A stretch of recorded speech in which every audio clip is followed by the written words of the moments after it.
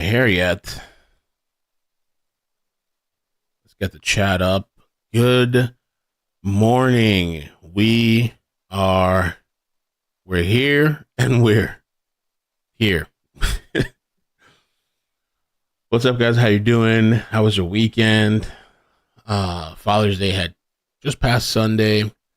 Hope happy Father's Day to the dads out there. Maybe on a break today we'll talk about the pad updates because I think sadly there was two casualties. I'll have to double check. I randomly saw an article. I'm feeling a little weird, which is, I mean, what's new, right? Because apparently Maddie got strep throat. And so, like yesterday, I went. Yesterday we celebrated here. You know, I had some presents, and it was really nice, and cards. And then I normally don't do anything. I just like to chill, basically. But my mother made like lunch and stuff. But my mother's AC broke. She had two people come out to fix it. Both of these people couldn't fix it. So we went to my mother's. The place was hot. My mother's place is already kind of hot. She keeps it like at 75, 76. But, bro, and I haven't brushed my hair. I'm sorry. I just jumped out of the shower. But it was unbearable. So we went there. We had lunch. And it was really good. I really appreciate it. It made such a nice meal. Oops. Playing in the background. Did that. I was going to try to show you guys a picture of the food. She made chicken, rice, salad, broccoli, this beef stew type of thing that's like slow cooked. That's one of my favorite things, I think, now. I don't know what this iPhone thing is. Oh, funny. Photos. Okay. Jesus. It's so hard to do. The most simplest things sometimes. All right, here we go. So we had like that broccoli, corn. That's like the shredded beef that was like slow cooked chicken, right? It was really, really nice. Just for Father's Day.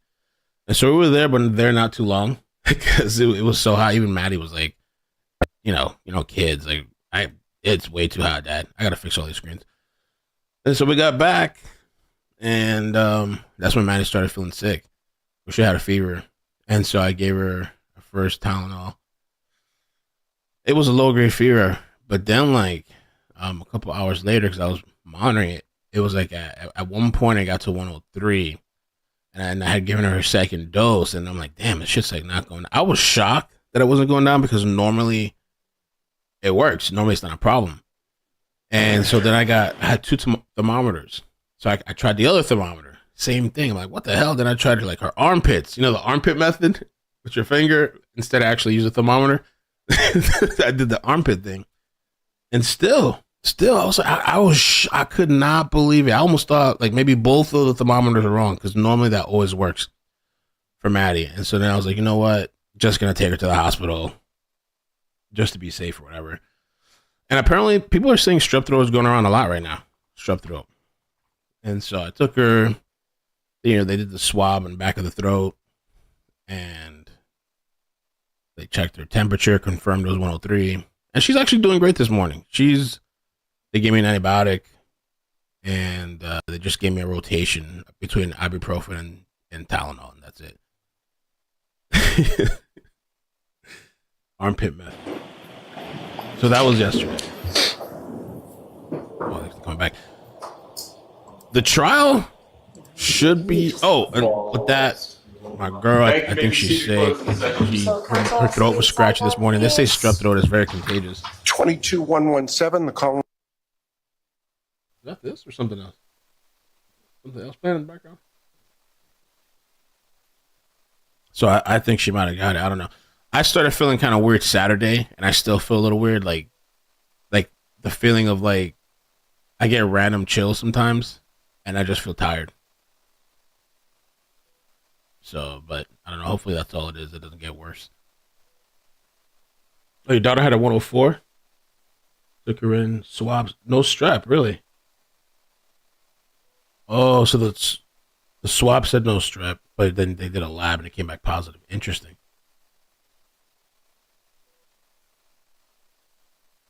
103 for about 1 to 2 months? Oh my gosh. I'd be freaked out. There's Karen. Yeah, fevers do scare me. All right, so we can bring the jurors in. Good morning. Oh, thank you, B12.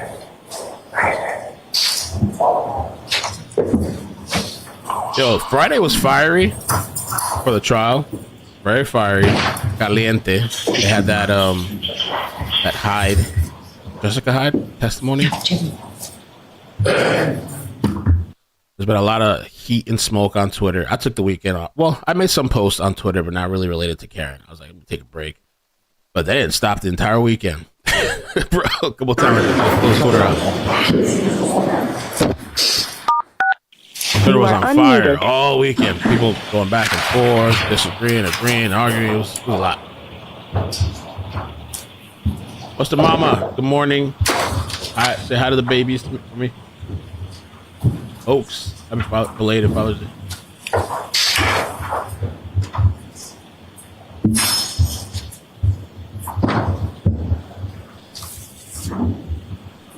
Oh, I forgot, Jen. I'm slacking. All aboard. Hear ye, hear ye, hear ye. And the all hear ye. parties having anything to do before the Honorable First Justice Beverly Benoni, now sitting in the Norfolk Superior Court within. So I bought one of these thermometers yesterday that you know how you just scan the forehead, or you put it to just point it at somebody's forehead. I bought that yesterday because I don't want to have to deal with, like, especially when she's sick. Open your mouth, keep it closed, put it on your, all this stuff. I have those 3 questions to ask you. Were you all able to follow the instructions and refrain from discussing this case with anyone since we left here on Friday? Yes. Good Everyone morning. said yes and nodded affirmatively. Were you also able to? And I forgot who we left off with. I thought they were doing some type of voir dire. And by the way, I think Wednesday's no trial, guys. Wednesday is Juneteenth, Wednesday. And then I thought she said there was another day that's like off or half a day. I don't remember. Everyone said no or shook their heads. Thank you very much. Could we please have Trooper Paul?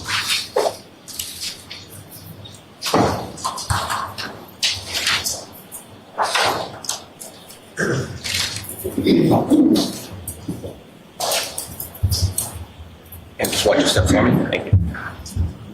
May stand and face. So, Mr. The evidence you report jury in the case now here, the truth, the whole truth, and nothing but the truth, so help you. I do. Good morning, Trooper. Who? Which trooper? Oh, this is the guy we're watching? All right, Mr. Lally, whenever you're ready. Good morning, sir. Good morning. If you could just again, please state your name and spell your last name for the jury. Yes, it's Trooper Joe Paul. That's Paul. And sir, if I could just take you back to a couple different portions of your testimony from Friday. With respect to the acceleration and braking tests that you conducted. Oh, yeah, I forgot. How can I forget about driveway this? area or outside of Canton Police Department. Was that before or after Ms. Hartnett from Crime Scene Services section had processed the vehicle? After. And so as far as anything that was removed by her, that was done prior to you conducting any of your tests, is that correct? Correct. Now, you've investigated approximately 191 crashes over your time with the cars unit with the state police, correct? Correct. Now, I'm going to ask you just some general questions with regard to a number of those crashes have involved motor vehicles, collisions with other motor vehicles, correct? Yes. Now, in general terms, with respect to motor vehicle collision, what, if any, you talked a little bit last week about sort of area of impact and point of impact, correct? Correct. Now, that's with regard to the roadway, is that correct? Yes, it is. So with regard to the vehicles coming in contact with each other, what, if anything, regarding damage would you expect or anticipate based on your experience in general terms when vehicles come in contact or touch with each other in a collision sequence? Objection. No, I'm going to allow it. In general terms, what do you look for? So we look, well, there's 2 times of damage onto a vehicle. One's contact damage and one's induced damage. So when we look at vehicles, we are looking for what's called as contact damage. And the induced damage is Start from the beginning. So contact damage is the damage that is actually made direct contact with another vehicle. And induced damage is the damage that did not make direct contact. So for example, if you push in one piece of metal to make contact, the rest of the metal will make a rippling effect that would more cause induced damage. And just again, in general terms, as far as vehicles coming in contact with each other in a collision sequence, what, if anything, would you expect or anticipate based on your experience to sort of transfer from one vehicle to the other event? It's possible when you transfer, you can have paint transfers that come from one vehicle to another. You got tire rub off that go from one vehicle to another. Scratches that would come from one vehicle to another. And again, sir, just in general terms, when it comes to vehicles interacting with each other in a collision sequence, what, if any, role does the respective heights of those vehicles play in respect to contact damage or inducement? Yeah, it depends on their heights and how they relate to each other. So that kind of shows if one vehicle is taller, one smaller, it's going to show where the contact damage would be from one vehicle to another based on their height. So based on respective heights, contact or induced damage could be in a different location from a bigger vehicle to a smaller vehicle, correct? Correct. Now, if I could turn you back to the tech stream analysis that you conducted with respect to the defendant's vehicle. Now, the two events that occurred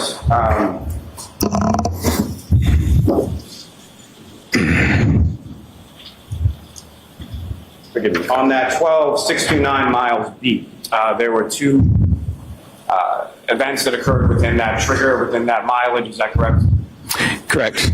And based on your analysis with respect to the odometer readings and the mileage, where is it, what is your belief as to where the vehicle was when those two events, being the 3-point turn and the backup straight for approximately 60 some odd feet, where did those occur within the travel path of the defendant's vehicle?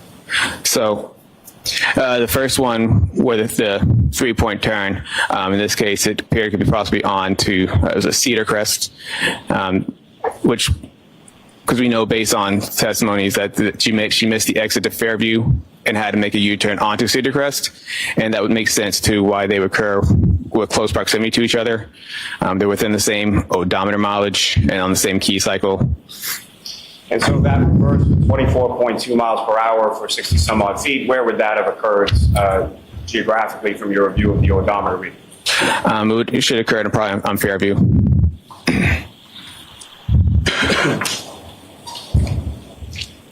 Now, sir, based on the totality of your analysis and your investigation in this case, what, if any, conclusions did you come to as to how this collision sequence occurred or how this crash occurred? Yes. Can I show my report for that, or should you want me to just kind of go off it? Asking to look at your report? Is that what? Yes. Sure, go ahead. Okay. Thank you.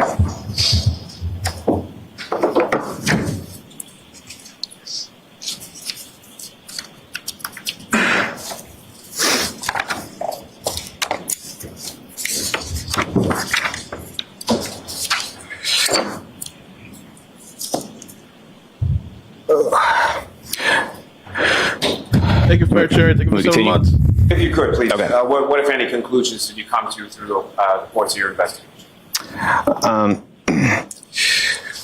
So on Saturday, January 29th, 2022, at approximately 12:45. So you can look at your report, but you can't read your report. I'm So reading my conclusions based on what they asked me to do. Okay. yeah.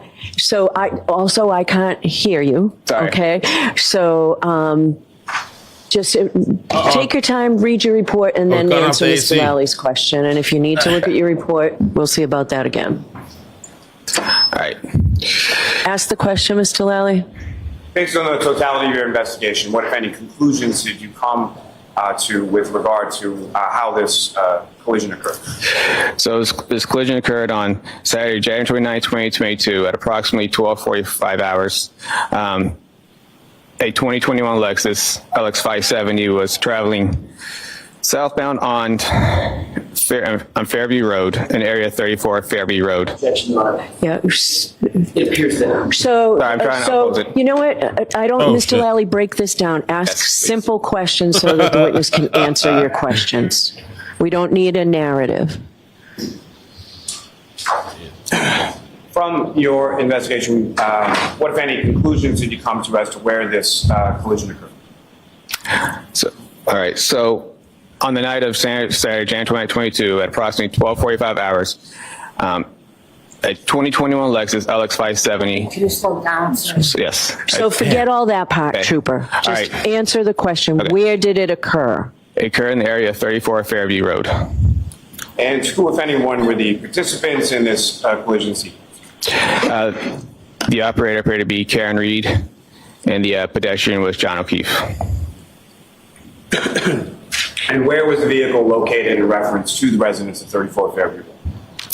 It was located along the southbound travel lane and to the left side of the house as you look at it from the front. And as far as the vehicle, what, if any, directionality did it head in, and what, if any, interaction did it have with Mr. O'Keefe? So the vehicle was traveling in reverse along the southbound travel lane, traveling north. And how fast was the vehicle traveling and over what distance? The vehicle traveled up to 24 miles per hour and approximately 62 feet. And at the time that the vehicle was traveling approximately 24 miles per hour over approximately 62 feet, what, if anything, occurred then? The right rear of the Lexus struck the pedestrian John O'Keefe.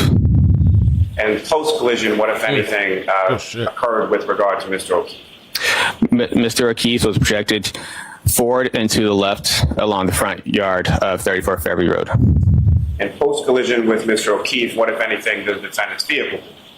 The Lexus continued traveling in reverse before they left the area. Now, as far as the vehicle itself, from your inspection, what, if any, role did any mechanical aspects of the vehicle play in this collision? There were no mechanical defects. And as far as your analysis of the roadway and other factors related to that, what, if any, role did they play in this collision sequence? There were no roadway or environmental factors that contributed to this collision. Now, sir, with respect to your investigation, what, if any, opinions did you draw based on your training and experience in regard to this collision and how it occurred? May I look at my report real quick, just to make sure? Yes. Thank you. All right.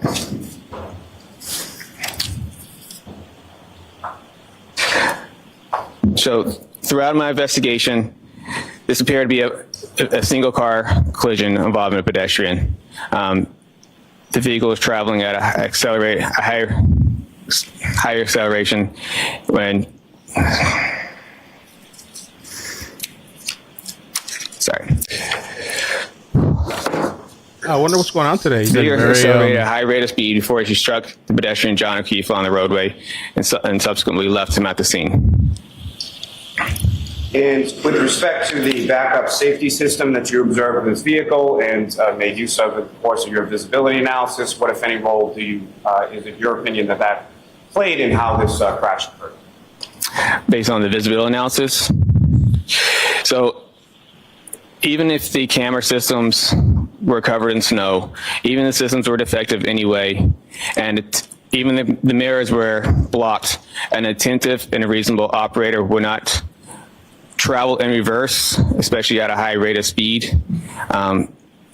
They would have cleaned the mirrors off. They would have made the cameras and systems, if they worked, if they didn't work, they would have done all this prior to accelerating in reverse.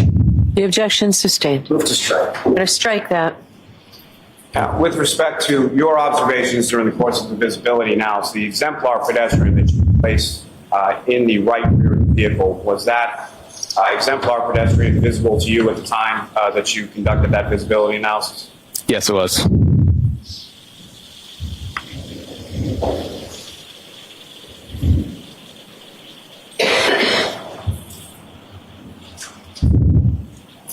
Thank you, sir. I have no further questions. that's it. Okay, cross-examination? They showed video of him reversing Friday, but I don't think they showed him reversing 20 something, did they? Or they didn't show the inside? Oh, the defense, they smell the blood.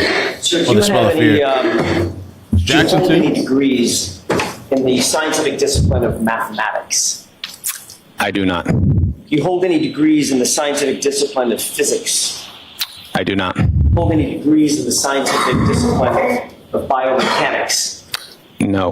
How about in engineering? No. How about in kinematics? No. What's the highest degree that you do hold, sir? I have an associate's degree. In what? Administration of justice. You mentioned kinematics on Friday. Do you hold any certificates in the specific area of kinematics? Yes, it's covered in the basic crash investigation classes. Okay, so you took a class, in other words, correct? At multiple classes. You introduced the idea of what kinematics is, right? Correct. Testified about that on Friday. Yes.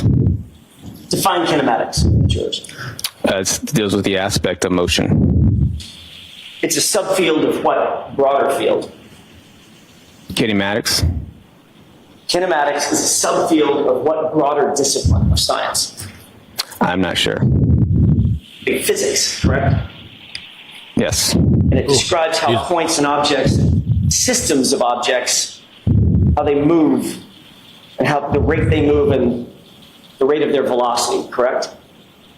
It deals with emotions. What's that called? The rate of velocity. What's another word for that? The rate of velocity? Correct.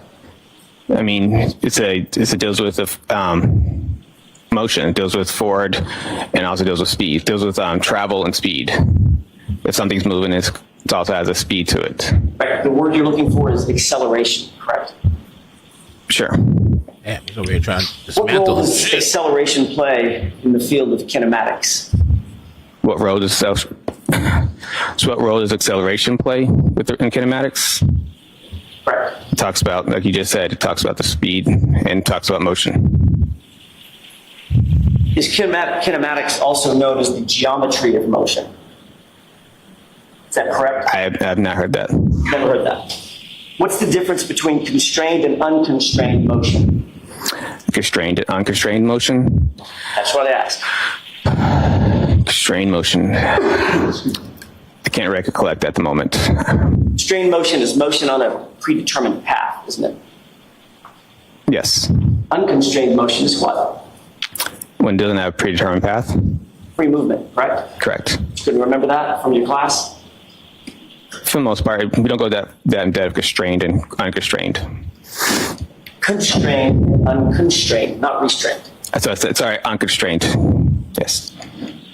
Kinematics uses algebraic formula to model these motions, right? Motions of these points, systems of points, correct?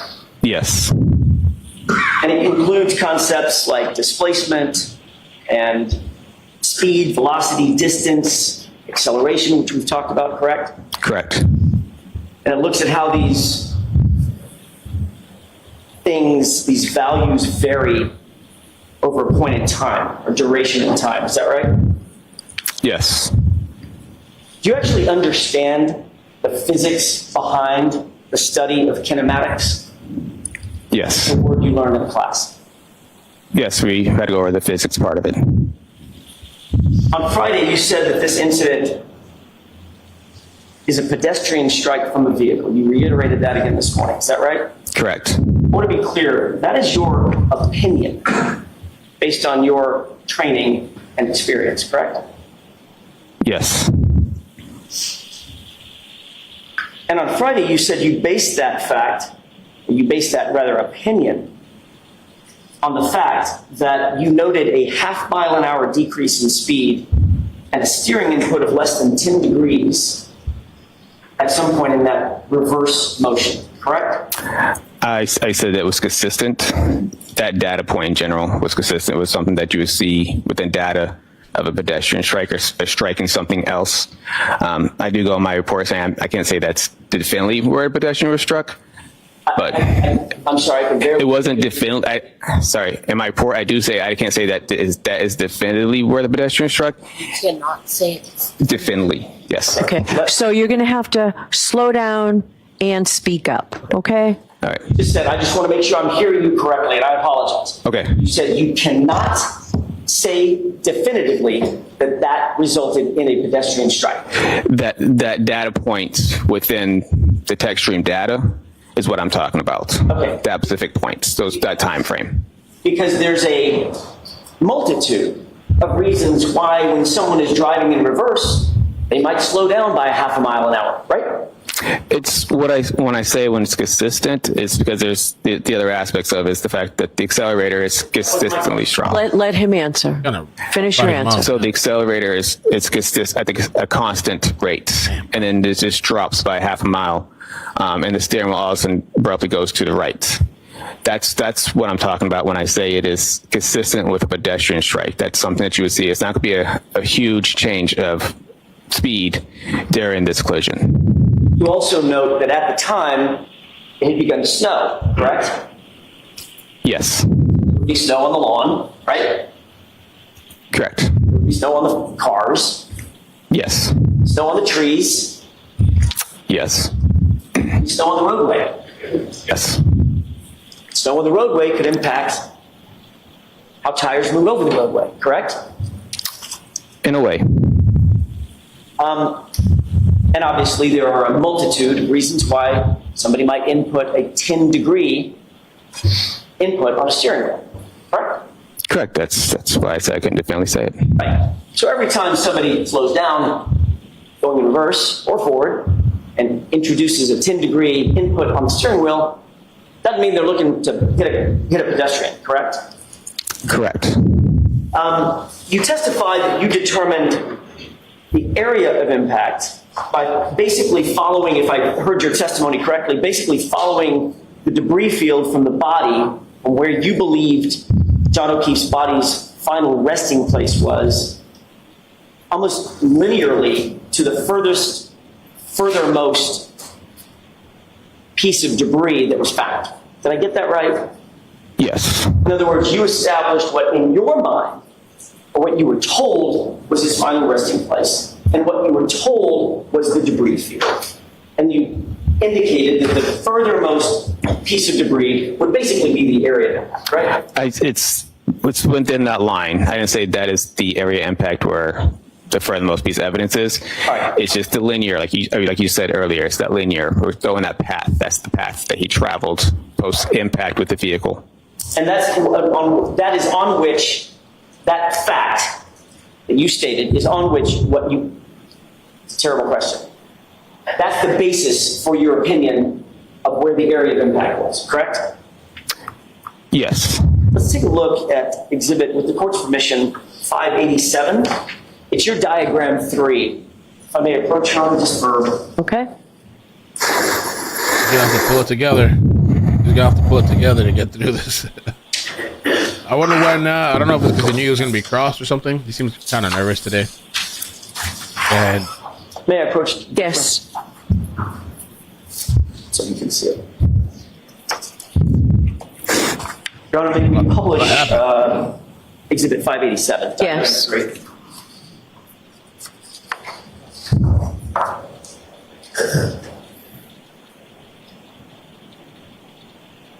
Okay. wow, Chick Benny, 34 months. Sir, Thank you see so diagram much. 3 on the board. You also have it in front of you, correct? Yes. It's easier for you to refer to what's in front of you because that's a little bit further away.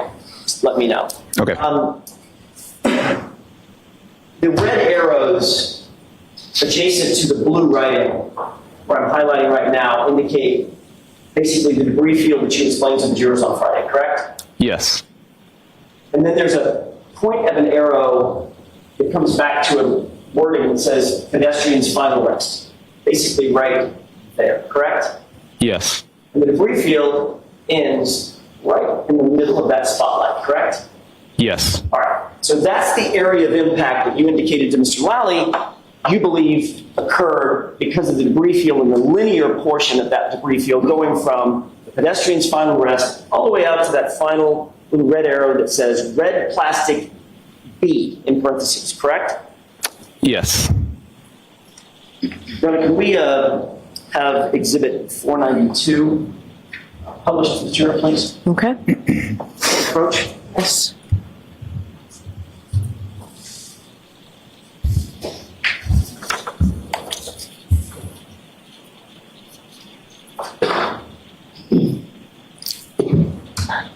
I wonder, do the camera people stand up? Well, all that's day? coming up. Give it to the camera and stuff. Have you ever seen this? No, I haven't. Take a look just above the arrow. Your Honor, with the court's permission, maybe highlight or magnify the area just above the arrow. Okay. You see that? Yes, I do. Right underneath fire hydrant, correct? Correct. What does that look like to you? Piece of plastic. It's debris, correct? Correct. All right. Can we go back with the court's permission to exhibit 87, Okay. diagram 3?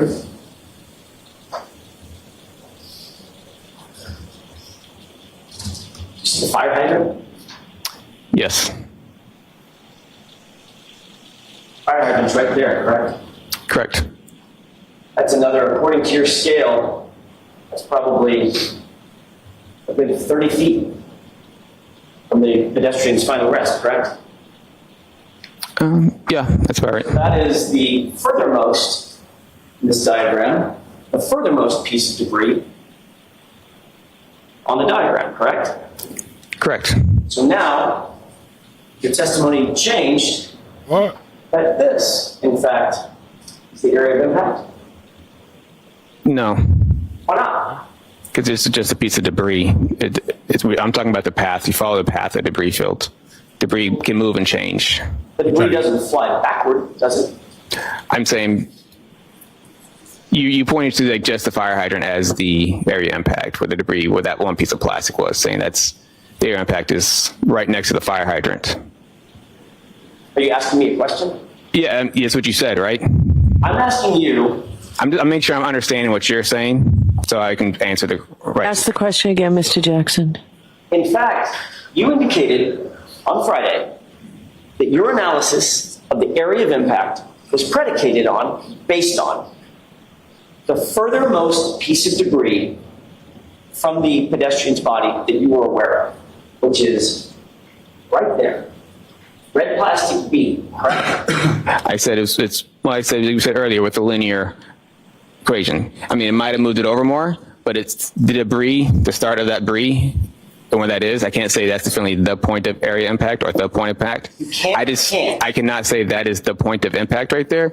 You just kind of follow the linear path because they have to follow in a direct path that way. Okay, so now your testimony is that's not the area of impact. I never said that was the area impact. I said it's after that. Trooper, we were all here on Friday. Okay. That's exactly what you said in the questioning by Mr. Lauer, wasn't it? Objection. Sustained.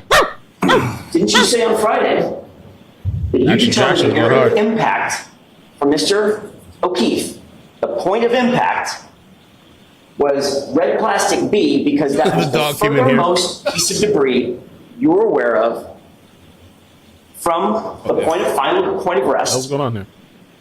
from Mr. O'Keefe's body. Isn't that what you said? I don't believe that's my exact words. Okay, I'm not asking if it was your exact words. I don't have a transcript of it. I'm asking you, is that what you tried to impart to the jurors? What I said to the jury, I said after that. That's the start of, that's the last point of evidence that I had. I said the area impact is probably along the roadway after that point. I mean, like before it, after we walk towards him. I'm sorry, I keep doing that. Stick your ground, Are you stick your done? I am ground. done now, sir. Now you're aware that there's a piece of debris, Breathe. looks like taillight material, right under the fire hydrant, correct? Correct. If the area of impact, which you indicated on Friday was where this red plastic B is, you would be wrong, right? Your analysis would be flawed. No, because that's not what I said. I said it's along the roadway and it's going to be after that point. Okay, so is the area of impact now where the fire hydrant is? That's not, I don't think you ever said Ask that. it differently. Are you now indicating, because now you realize that there's a piece of debris No, directly come under the on. fire hydrant, are you now indicating that that's the area of impact where John O'Keefe's body was struck? Objection. Sustained. I don't know how that stuff works. Like, I don't know if you consider that Let's take a look physics, at like you said. exhibit. So, I don't know if With the court's that's permission, strange or 279. not. Okay. There's a piece here. But I don't think he ever said this was the point of impact right here. I thought it was like around here. I thought he was talking about over here, but he's trying to say, well, there was a piece found down there. So are you trying to say? I think he's trying to trip Take him a up. look at Exhibit 279. I want to draw your attention to that piece right there. Okay, up last. It's obvious. You see it? Yes. You describe it for me. Just physically, what does that look like? It looks like clear plastic with a little bit of red and black on the top part. Okay, maybe in a triangular shape. Is that fair? Correct. Okay. Now, if we could go back to, with the court's permission, Exhibit 492. Okay. If we could highlight just above the ruler. How would you describe that piece of material? It looks like the same piece. Does that, based on that, does that appear to be part of the taillight material that was found at the scene? Correct. Okay. Now, based on that, are you now suggesting, if we could go, with the court's permission, if we could go back to 587, I'll stop jumping around just a second, I think we Okay. just get back to 587.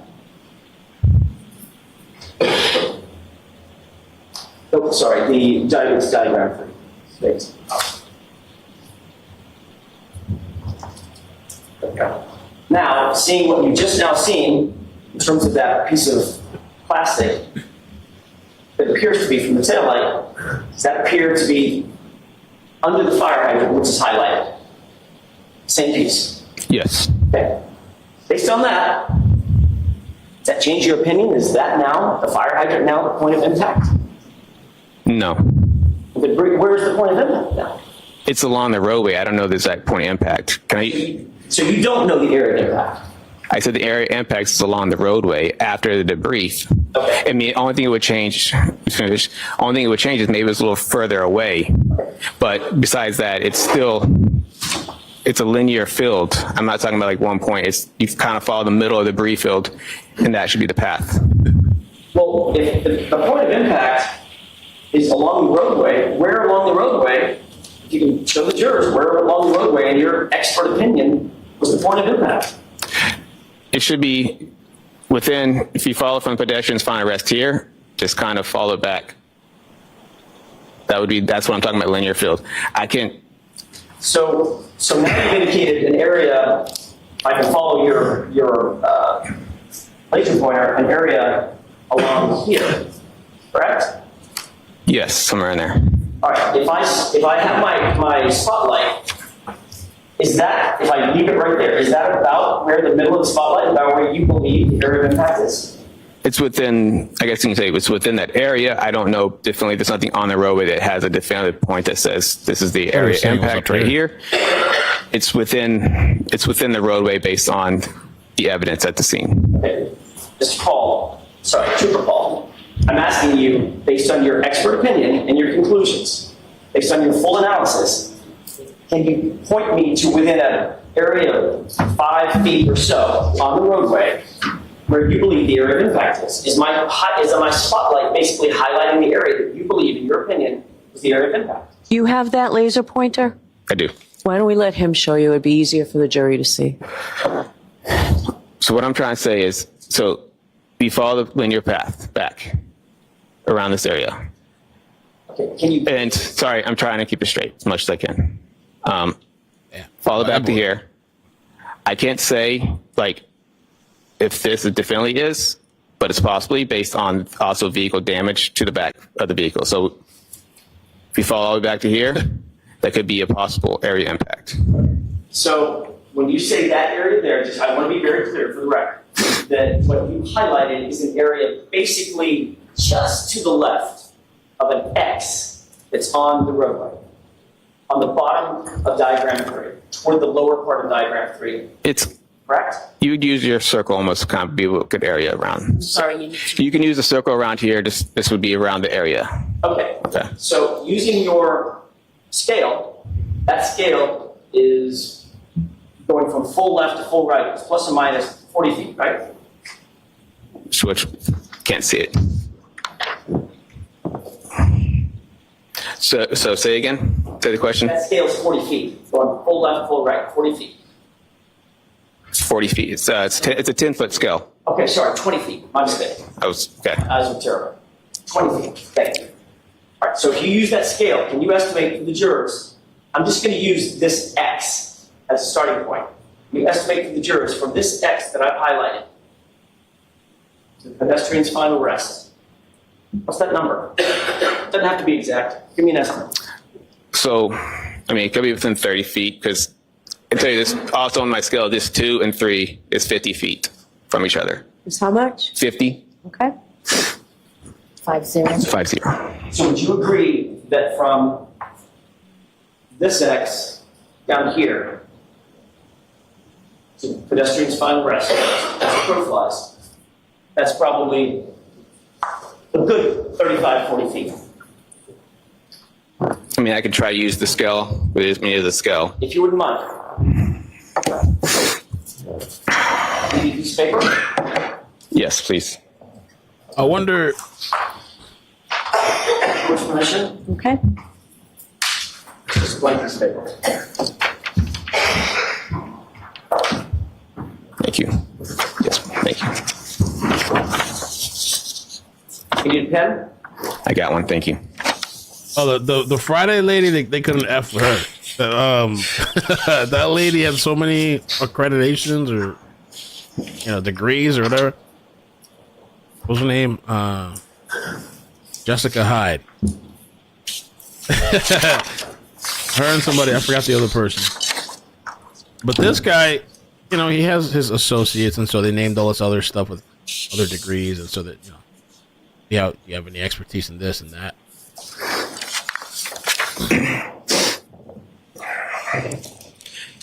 It's a little around, it's approximately 30 feet. Well, approximately 30 feet. Yes. Okay. Can you place, with the court's permission, can you estimate 30 feet in here? Can I estimate? Can you point to a place in the courtroom that looks like it's 30 feet from you? Objection. No. Next question. Does the court have a diagram of a diagram of distances? In this courtroom? No. You indicated just now, and I'm finished with this. Thank you. Thanks. You indicated just now, in answer to Mr. Lally,'s last couple of questions, that in your expert opinion, when the SUV struck pedestrian John O'Keefe, he was, quote, projected forward and to the left to the front yard to his final place of rest. Yes. So your expert testimony is that John O'Keefe was hit with the SUV and flew 30 feet. Projected mean like I don't say he flew all the way there. He was projected in that way. He got pushed forward in that direction. Which he was rendered incapacitated, landed there, and had to sort of fly there, right? Didn't walk there. I mean, would you definitely flying like literally off the ground the whole entire time, or? Well, you tell me. You're the expert. I mean, when we say projected, we mean he gets projected, and they usually have a landing phase, and they land, and then they either roll or tumble to final rest. Okay. How far do you think he landed? How far was it until he landed of that 30 feet? I don't know. There's no indication of where his exact landing spot was. Right. Was there any evidence whatsoever that he landed and rolled? And there was no evidence that he landed or rolled. Or no, rolled. According to you, the evidence that you have in front of you is that you get hit, fly 30 feet, land where he ended up at his final rest, right? Objection. Sustained. Ask it differently. Based on your expert opinion, you believe that he was projected through the air to his final rest place. That's not what I'm saying. But you said there's no evidence that he rolled. And there's no evidence that he flew through the air either. Exactly. Right? Exactly. Objection. Sustained. That's what he's. Jackson caught that. He's like, yes, exactly. And they took him out You of the said on basement. Friday that in your experience, people tend to lose objects that are not strapped to them. Is that right? Yes. In other words, get hit by something, car, truck, bus, whatever, train, and if you have something in your hand, boom, you lose it, you drop it. If it's not strapped to you, correct? Correct. All right, well, How do you he's not suppose that Mr. O'Keefe, in your opinion, held on to that glass cup that was found right next to him over the course of 30 feet being projected? Objection. I'll allow it. Do you have a theory on that? I don't know. I mean, it just could have been with him the whole way. I don't know. I wasn't there, so I don't know how the glass stayed with his body and went with him to the final rest. So it's just common sense. You have to believe that it was in his hand. He held on to it the entire time it was being projected 30 feet. Right.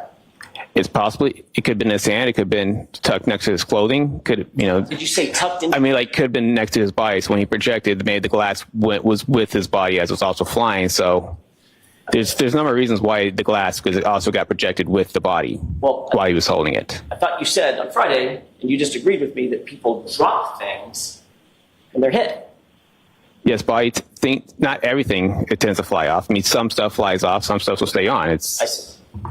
It's not uncommon to find a piece of clothing and stuff, that you find at the scene. Piece of clothing? Like clothing, like shoes. I mean, it's like shoes and stuff like that to come off the body during a pedestrian crash. Well, that's not what I asked. I know. I'm just saying. You asked me. You said what I'm just responding to what you said. Oh, look at him. He's trying to make sure you understand what I'm saying. He's trying to close in. No, I don't. But I'll ask another question. Shoes are strapped on by definition, right? Yes, but it's very common for shoes to come off. That is true. How about a cell phone? Cell phone? Yeah. Yeah, it depends. Depends on where it is. It was under his body. Okay. How do you account for that? He held onto a cell phone with one hand and held onto a cup with the other. Objection. Sustained. Ask it differently. If the cell phone was found under his torso, under his body, what's your theory on how that cell phone ended up flying 30 feet with him? It just did. Just did. And somehow, as he landed, tucked that cell phone underneath his body, so he landed on top of it. It just did. That's the evidence at the scene. I didn't put the evidence there. So. Well, you didn't. Objection. All right, so jurors, I've told you before, lawyers cannot make comments, so disregard it. Mr. Jackson, don't do it again. I understand. Oh, wait, we got to hear that one more time. Objection. All right, so Tucked that cell phone underneath his body, so he landed on top of it. It just did. That's the evidence at the scene. I didn't put the evidence there. So. Well, you didn't. Objection. all right, so jurors, I've told you before, lawyers cannot make comments, so Lord disregard Almighty. it. Mr. Jackson, don't do it I again. understand. Oh, Bev is pissed. So You understand, but don't do it. Your answer is always, I understand. Don't do it. Yes, Sean. Cell phone in one hand, cup in the other hand, with the other. Right? Objection. Sustained. You were informed of this incident on January 29th, 2022 at about 2:30 in the afternoon. Is that right? Yes. At the time, you were working out of the CARS facility, which is located on West Grove Street in Middleborough. Is that right? Yes. By the way, that's a facility that has multiple garages. Sally ports, I don't know if they're called Sally ports, but garage bays, correct? The mechanic shop are there. The mechanic shop Yes. is, if you're going to review, for instance, for purposes of reconstruction, if you're going to review a vehicle, is the vehicle placed in those mechanics bays? No, not there. That's for state police vehicles. Okay, so where are the mechanics bays? Sorry, reverse that. Where are the Sally ports where you do your analysis, your reconstruction, your review of the vehicle, inspections, things of that nature? We don't have Sally ports for that. You don't have anything dedicated to that? No, the only time we would use a Sally port is the crime scene would have some Sally ports that they would do to document their crime scene stuff. And I've gone there, they've done my inspections, but most of our inspections are done either at the tow yard or some type of facility for that. Ultimately, was this SUV ever taken to the Middleborough facility? Yes, it was. Where was it placed? There's a fenced-in area inside it's a fenced-in area Is it outside or inside? outside. Okay. Did it remain outside in that fenced-in area the whole time? I don't know the exact time. It was there for a while, then it got moved. Where did it get moved to? I'm not sure exactly where they moved it immediately after it left Middleborough. Are you familiar with the Foxborough location at MSD? Yes. Does that have sally ports or bays for inspection and evaluation? It has garages in it, but we wouldn't use them. We don't normally use those garages for inspections. Is it possible to use those garages for inspections? It is possible. Okay. It's happened before, correct? I've not used the inspection in the garages. But if, I'm going to ask you to keep your voice up and Sorry, speak yes. slowly. but you know they could be used. Sorry. You know that those bays could be used for inspections or analysis or evaluation if needed, correct? Yes. All right. Given the fact that the SUV that was being seized on January 29th was being seized as potential evidence, best practices would suggest that you'd want to get it in and out of the bad weather, the inclement weather, as quickly as possible, correct? You wouldn't want to subject it to continued forces from nature like rain, wind, snow, sleet, hail, right? That would be beneficial, yes. All right. You're aware that the Foxborough location and the Middleborough location with the mechanics bays are all closer to Dighton than Canton, right? Both Foxborough and Foxborough and Middleborough are both closer to Dighton than Canton. In other words, you have to pass by, depending on which way you go, pass by Middleborough, pass by Foxborough to get to Canton. So from where? From Dighton, sorry. So from Dighton. Where the vehicle was seized in Dighton, Yep. all going toward Canton, you pass by either Middleborough or Foxborough to get to Canton, right? I don't believe you'd pass by Middleborough to get to Canton, but you've passed by Foxborough. All right. The car was not taken to Foxborough, was it? No. As a matter of fact, the car was taken basically double the distance all the way to Canton to that sally port, correct? Objection. Do you know that? Is that double the distance? I don't know the exact distance. I know it was in Canton. And you know it's fine to Canton. From Dighton, yes. Right. And you're also aware that, because you've been to the scene, assuming, correct? At the 34 Fairview. Yes. Yes, I have. And you've been to Canton, PD. Yes, I have. You know that those two locations are about 3-4 minutes apart. Yeah, I can say that.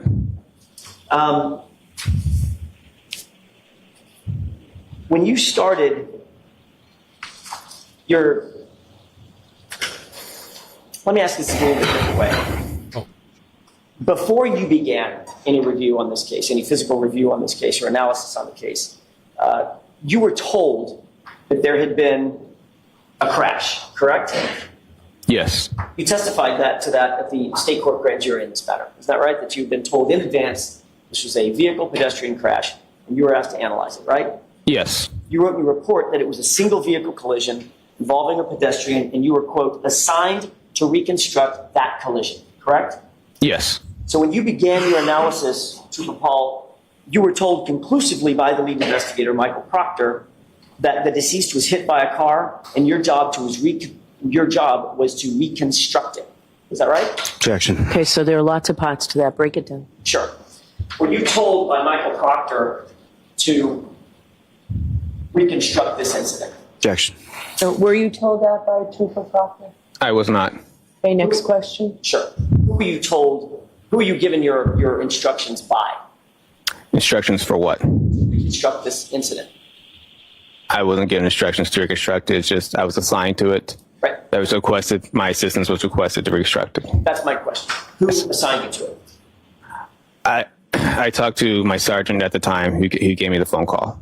And you were told some basics about that reconstruction, the event that you were asked to reconstruct, correct? Yes. The information that you were told came from the case officer. Is that right? Who's the case officer? The information that this was a pedestrian vehicle incident, as opposed to motor vehicle incident, pedestrian bicycle, motor vehicle motorcycle. You were told it was a motor vehicle pedestrian incident that you were asked to reconstruct, correct? Yeah, I was told that, yes. All right, and you had to be given some basic parameters of what that incident, how that incident occurred, car was going in reverse, it's got a damaged taillight, things like that.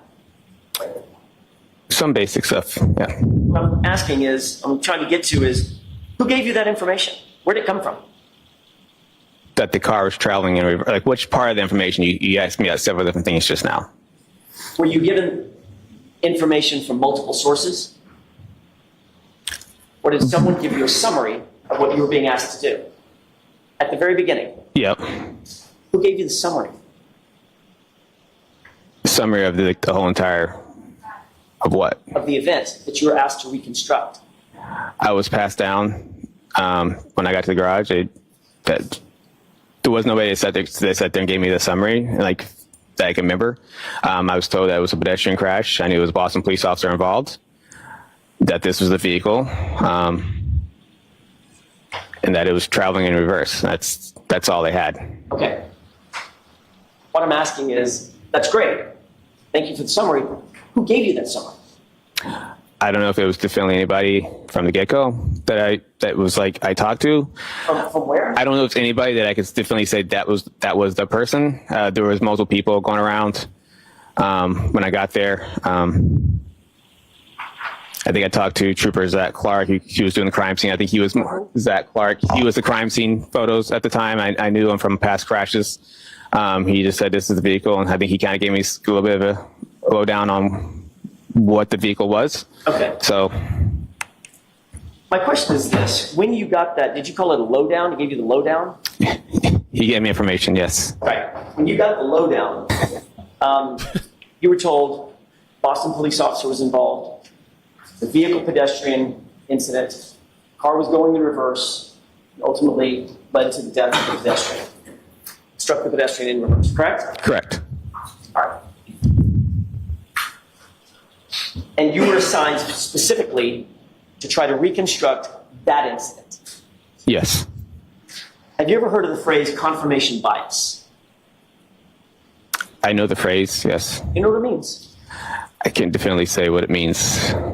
Developing a conclusion and then trying to find evidence to fit that conclusion. Does that sound right? If you say so.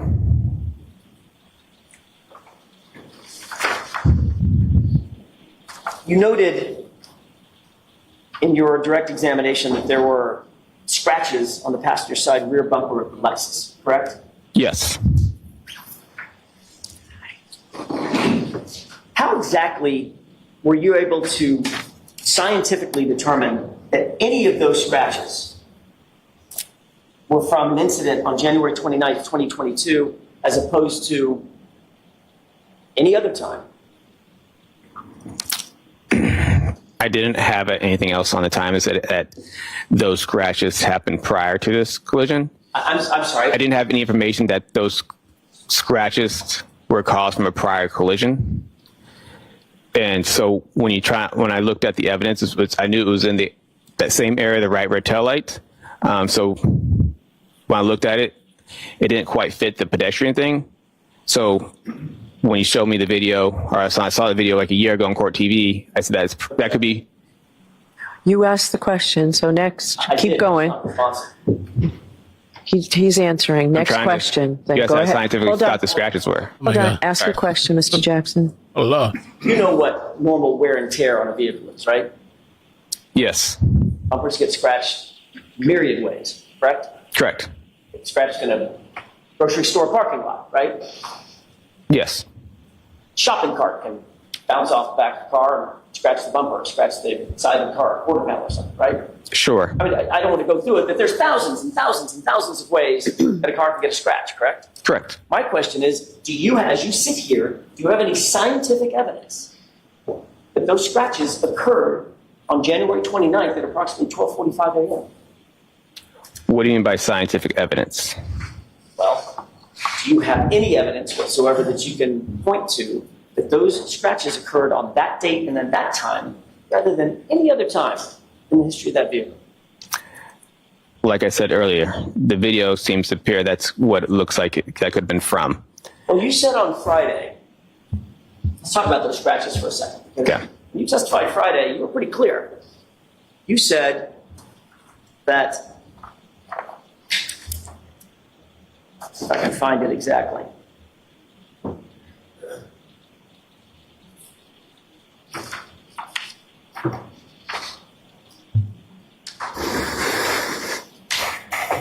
I may have just a moment, Your Honor. Sure. Boy, I don't know. You should put some vodka in that thing, some wine or something. I'm not sure why he's so. I don't know. I don't know what it is because he didn't seem nervous like You that said, Friday. But quote, the dent and scratches for his hand could be, those are consistent with striking the Lexus. Remember saying that? Yes, on the tailgate. Okay, so the dent and scratches we talked about on Friday, you said were from his hand. Yes, hand in the glass cup. Okay. Then are those the same scratches you're talking about in terms of the bumper? No. So, What are you talking about? The scratch inside the bumper that we've been talking about? correct. Okay, That's what I'm no. talking about. Okay. Is there any way to scientifically date a scratch? No. If you go out in the parking lot right now, even as an accident reconstructionist, if you walk out in the parking lot right now and look at a Toyota Camry sitting there, it's got a scratch on it. There's no analysis that you could engage in to date that scratch, could you? Objection. So you can ask it differently, Mr. Jackson. Is there any way that you could, in general, look at a scratch and say, that scratch is from such and such date? Objection. I'll allow it. Nothing more. I'll allow it. he said no. You cannot say you can look at evidence and shows that it may have been older than what the newer evidence would be, but there's no way to say that specific date and time and that a scratch would come from. Right. And it's possible that any or all of those scratches on the Lexus could have predated January 29th, correct? No. Oh, If that's not possible. oh. The ones that are on from the taillight and the other parts of it. Scratches anywhere on the car. Depends on what you got to pick the other scratches. You got to show me other scratches on the car. I'm Scratch saying tape. it's possible, since you can't date the scratch, it's possible that any or all of those scratches could predate January 29th. It's a simple question, right? It's possible. You're being pretty broad on your scratches here. I'm not being brought it. Let me ask it a different way. Let me ask it again. Let's go. Get confident Is now. it Let's go. possible that any or all of the scratches noted on that car predate January 29th? Any and all of the scratches? See, that's what I'm saying. You're being pretty broad. Any and all scratches on the car Answer that question. that it predate. Objection. I don't know every single scratch on that car. I could mean Overruled. So can you answer that question? no. Testify that you noted glass on the rear bumper of the SUV, correct? Yes. And you said something about that glass coming from the cup. Oh, he was on Friday? Correct. You also said that you did not see anything on that SUV that could be the source of those glass pieces on the bumper, right? Yes. When you did your reconstruction and your analysis, were you informed that none of the glass pieces, not one of them, could be matched to the cup? I don't know anything about that. I don't know that. So if you knew that the glass pieces on the bumper do not match the cup, that change your opinion Objection. about that glass? Can you answer that question? I cannot. You can't answer the question. It's what was told to me as evidence Got it. By whom? Uh-oh. by the crime scene. Proctor? Was it Proctor? Who told you? As crime scene that was there, it says it's glass from the cup. When I did my initial inspection, that's what it was on from. That's not what you just said. You said that's what was told to me. Yeah, by crime. Like I said, by crime scene. While I was at my inspection, Wait, what? it was told to me by the crime scene when I was at my inspection, at the Wait, what's initial your chest? inspection. So what you meant by that's what was told to me is the crime scene talked to you. Yes. Crime scene say anything else? I don't know what else do you want me to say. He's kind of over it now. Like, even his, he's like, Even though he's nervous, he's like over Should his the proctor nervous. tell you that Maybe I don't. this Like piece of fuck it, I don't glass care. on the bumper somehow associated with the cup? No. Just the crime scene told you. Correct. But if you knew that the crime scene was incorrect, and in fact those glass pieces don't match the cup, would that change your opinion? Objection. Sustained. Would it change your opinion in any way if you knew that the glass pieces do not match the cup? Objection. I'll allow that. Can you answer that question? No. I'm sorry. No, I don't. It's a glass from a cup. It's a glass. It's not. It doesn't belong to the vehicle. Right. It's glass. But if I told you it didn't match that cup, What? would your opinion? Objection. Does that change your opinion? Are we talking which cup? We never established which cup we're talking about. How many cups have we been talking about? One cup. You said that cup. One from the scene. Okay. That cup. I'm talking. I just want to make sure that we're on the clear path here. Yeah. Oh, that's what I'm Clear saying. What we're talking about. Absolutely. Okay. All I said, it's found next to John O'Keefe's body in the snow at 34 Fairview on January 29, 2022. You got the cup in mind? yes. Okay. That's the cup. When I say cup, that's the cup. Okay. Would it change your opinion if I told you that the glass pieces on the bumper don't match that cup? What's my opinion on it? All I said was glass from a cup. That's the only opinion I had. It's glass from a cup that was on a bumper. Are you saying a cup? A cup. A cup. Even though It's not glass from the car. That was my opinion on it. I didn't never said it matched to the scene. You did it. I never said that in my thing. I said it's glass from a cup. Okay. It's safe to say you didn't do any testing to determine the forces necessary to shatter a taillight on a 2021 Lexus 570, right? I did not do testing.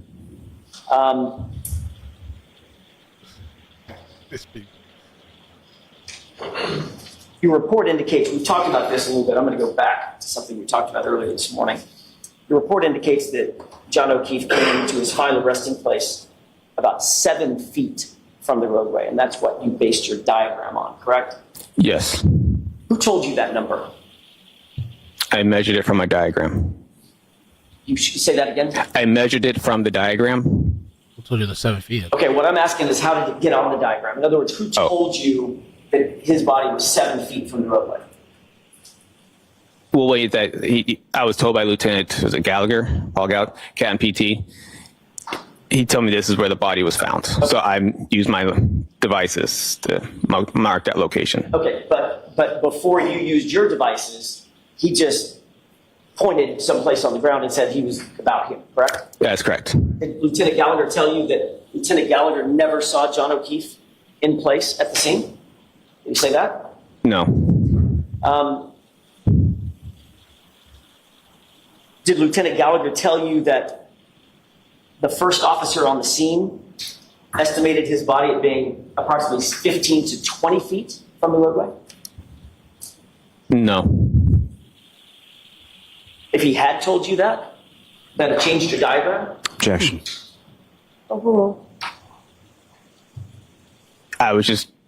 He told me this is where he was found. I marked that location. That's all that was. And you marked basically every other piece of item. Sorry, that's a terrible question. Every other item you marked based on a distance from where you were told John O'Keefe's body came to rest, correct? Yes. Again, that was by Lieutenant Gallagher just pointing at the ground and saying it was about here. Correct.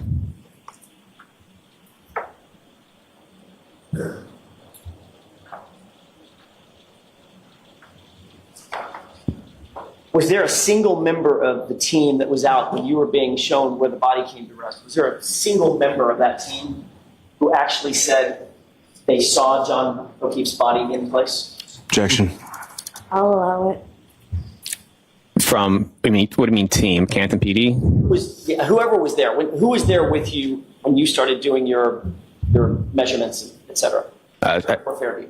It's Lieutenant Gallagher. That's who. Just you and him? And myself, and I was training a trooper at the time. She was there. You were training a trooper at the time? Yes. Okay, so my mistake. I assumed that there were several people out there. Just you and Lieutenant Gallagher? Yes, that's why I was confused by the team. All right. And again, Lieutenant Gallagher didn't tell you that he never saw John O'Keefe's body in place? No, I don't think so.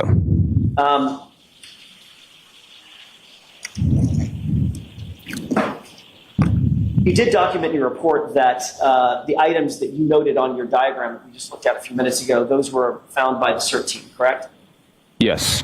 And you indicated in your report that the members of the CERT team located a single Nike sneaker that's noted on your report. Is that right? On Correct. your diagram, right? Yes. You also indicated that, quote, in the same area, 2 red plastic pieces and 1 clear piece of plastic of a taillight was discovered. Yes. So your report is clear that in total, the items discovered by the CERT team on January 29th were a shoe, right? Yes. A partial glass cup broken, correct? Well, it was that on there. I can't remember if that's on their diagram or if that's what I was told at the scene, but yes. Sure. Yes. You knew that a cup was found? Yes. You were told a cup was found? Yes. And 3 pieces of plastic, 2 red, 1 clear? Yes. Not 5 pieces of plastic, right? Correct. You didn't But he measure said those you items, think is it that broke right? apart. The envelope, maybe. I didn't, what do you mean measure them? Like Measure at them this, relative to John O'Keefe's final place of rest. 10 feet from it, 12 feet from it, we're going to go over those numbers. yes, I used their report to place those items onto my diagram. So, and then I'm going to get to that question in just a second. I want to make sure that we walk through it sort of methodically. You then use some calculation, some tool or something to measure distances. Like there's where I assume John O'Keefe's body was. There's a final rest place. I'm going to use that as point A, and then I'm going to measure from there and go 7 feet to where the shoe was found, or the first red plastic piece was found, or whatever, right? Yes. Who told you where the pieces were found? They were in Lieutenant Tolley's report. He put measurements in his report. Okay. And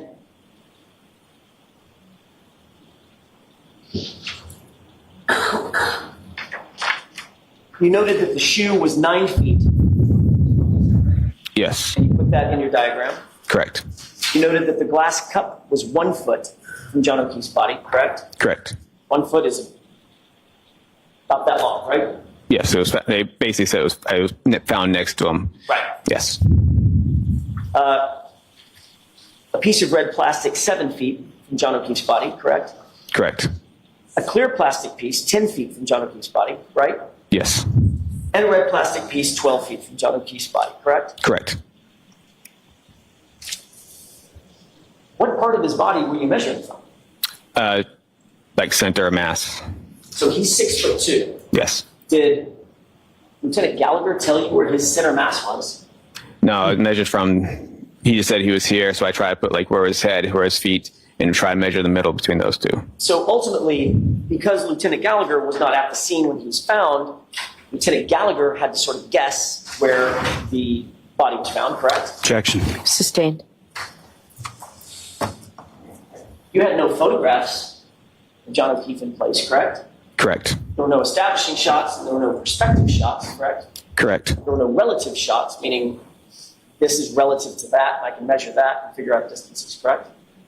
What, like from the picture? Yeah, so you know how that's done in science, right? You want to find out a relative position of something, so you take 2 or 3 or 4 shots. You know that something is never going to move, like, I don't know, a flagpole. You can measure from there.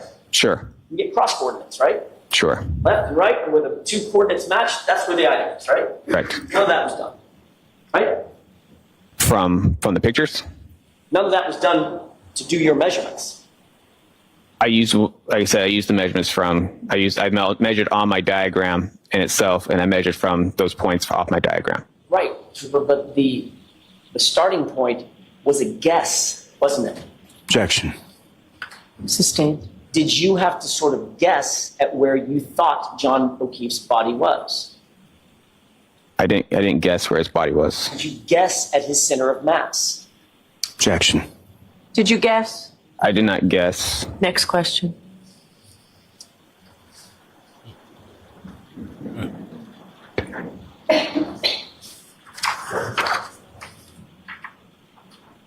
You stated in your report that you Google mapped Miss Reed's path of travel. Well, let me ask you a different question. If I could withdraw that question with the court's permission. Yes. Your diagram has all those arrows pointing at specific locations. Very, very specific. Very thin arrows that point, correct? Yes. If you start off with an incorrect assumption about where John O'Keefe's body was, right? Hypothetically, if you were to start off with an incorrect assumption where John O'Keefe's body was, every single item that you note on that diagram would then be off as well, wouldn't it? Objection. Is that true? I mean, I guess hypothetically, depends on how off you want to be. And the answer is yes, right? Hypothetically. You stated in your report that you Google mapped Miss Reed's path of travel on January 29th based on what you determined to be, quote, it's likely the two, and you said that it's, quote, it's likely that the two events, meaning the triggering events, occurred at the same time the Lexus was at 34 Fairview at the time of the collision, correct? Yes. The first triggering event was what? Was it a three-point turn or a U-turn? I thought I heard you say both.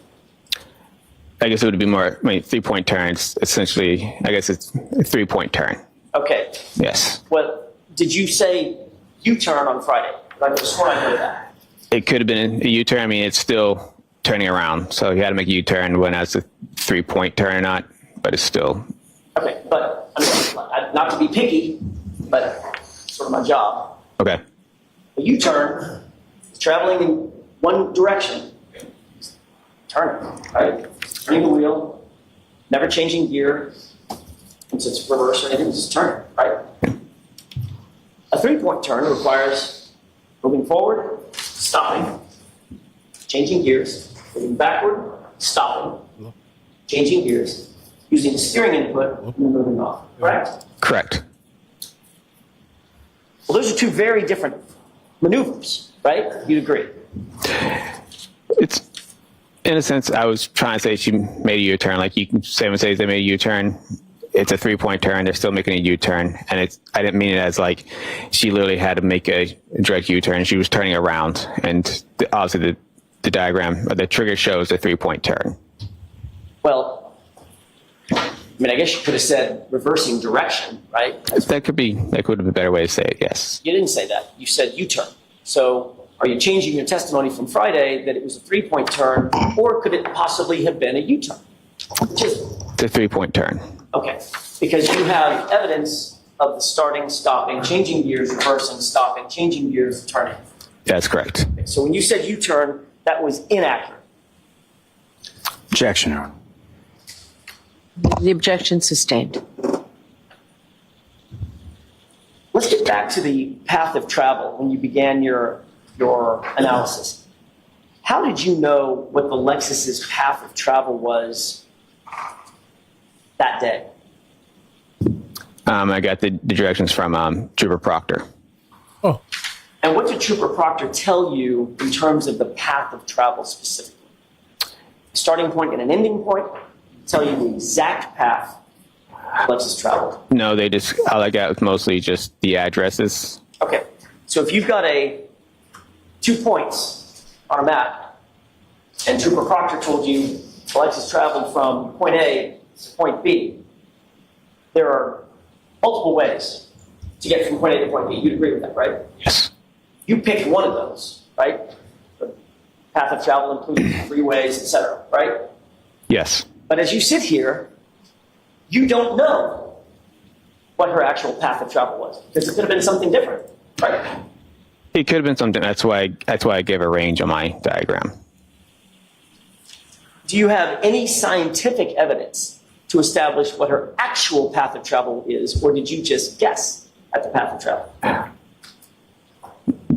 I got the addresses from Trooper Proctor. I put them into the thing, and You see one her of the face? possibilities of 36 miles, and that was after looking I at don't know all if of she's them, like at 36 miles is a doing possibility. that because of the Right. jury. Understood. So that's what I'm trying to get to, Trooper Paul. Okay. That's one possibility. There was 36 miles, one route of travel, right? Correct. There were other possibilities, right? Yes. So between and among the possibility that you picked and the other possibilities, you just sort of had to guess. And there's no science to it. You just said, I'm going to pick that and put it in my report, right? No, that's not how that worked. Okay, why don't you tell me how that works? Oh, Her odometer mileage on the car from all right, yeah. the download and the time we had the vehicle shows 36 miles. So when I plugged those addresses into Google, it came up as 36 miles as a possibility. And you knew that there was another route of travel to the same location, correct? What do you mean? There were alternative routes of travel to the same 2 points, from and to the same points, correct? Yes. Yes. You could have tried to extract the location data from Ms. Reed's cell phone to determine the exact route of travel, correct? I don't know. I don't have access to do cell phone extractions. So that answers my next question. You did not even attempt to do that, did you? No. I would have said no. I'm not a cell phone person. You did attempt to analyze the key cycles for the Lexus in order to determine placement of that vehicle. You just talked about that with Mr. Lauper, right? Yes. I want to be Okay. clear for the jurors because most people have probably never heard of key cycles. A key cycle does not have any location data associated with it whatsoever, does it? Correct. It just shows you when a vehicle is turned on, the ignition is on, and off. That's one cycle, correct? No. Tell me what I've got wrong. Key cycle of the car doesn't have to be turned on. Say that It again. could go from off to run. The engine doesn't have to be started to off. Understood. So if it turns on, well, every single ignition is a key cycle. Every time the engine turns on, that's absolutely a key cycle. Once it's turned off again, right? That gets recorded as an ignition cycle. Right. So a key cycle can be an ignition cycle, but it doesn't have to be an ignition cycle. It also can be just turning the sort of accessory on, right? The key cycles turn the accessories on. All right. But it doesn't, my question was, where we started with this conversation is, it does not have any location data on it whatsoever. Correct. All right. So when you drive your car, you walk out, get in the car, turn the ignition on, start to drive, get to your location, turn it off. That's one key cycle, right? One ignition cycle. But and I'm going to use the word key cycles because you use the word key cycles in your report. That's what we're talking about. I'm using that because that's how the trigger was read. That's how what? The triggers were read on the text stream. That's how they read them. Key cycles. By key cycles. Yes. I'm going to use that phrase key cycle. Okay. We're talking about the same thing. It's an ignition on, ignition off cycle. Doesn't have to be on. So you mean the engine doesn't have to be turned on? Correct. Right. But if you're seeing triggering events, not trying to be tricky here, seeing triggering events, the car's in motion, what does that tell you? The ignition's on or off? The ignition is on. Right. That's what I'm getting to. But it has no location data associated with whatsoever. It could be here, it could be in Wyoming. The car wouldn't know the difference. It's not going to report the difference to you, correct? On the key cycle? Right. On just the key cycle. The key cycle does not give out locations. Say that again? The key cycle does not give a location. Right. So your analysis is trying to go from a known key cycle that you can figure out and then work backward from there to try to figure out where the car was on a particular ignition cycle or key cycle, correct? I didn't use the key cycle to put it back.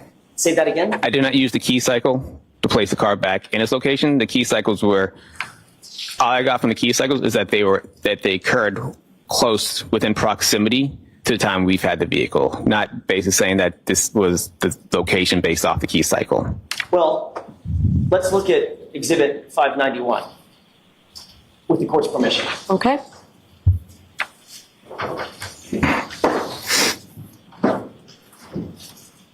Did you testify on Friday that this is a copy of the exhibit that was put in 591? This is part of your report, correct? Yes, it is. And this is a chart that shows when, look to this arrow, that arrow indicates top and bottom where your testing occurred, correct? Yes. And we move over to the left, that is key cycle what? 1164. Right. So you've testified, and we can turn the lights on. Your Honor, I don't mind if that stays up. We can turn the lights on. I don't think it hurts anything.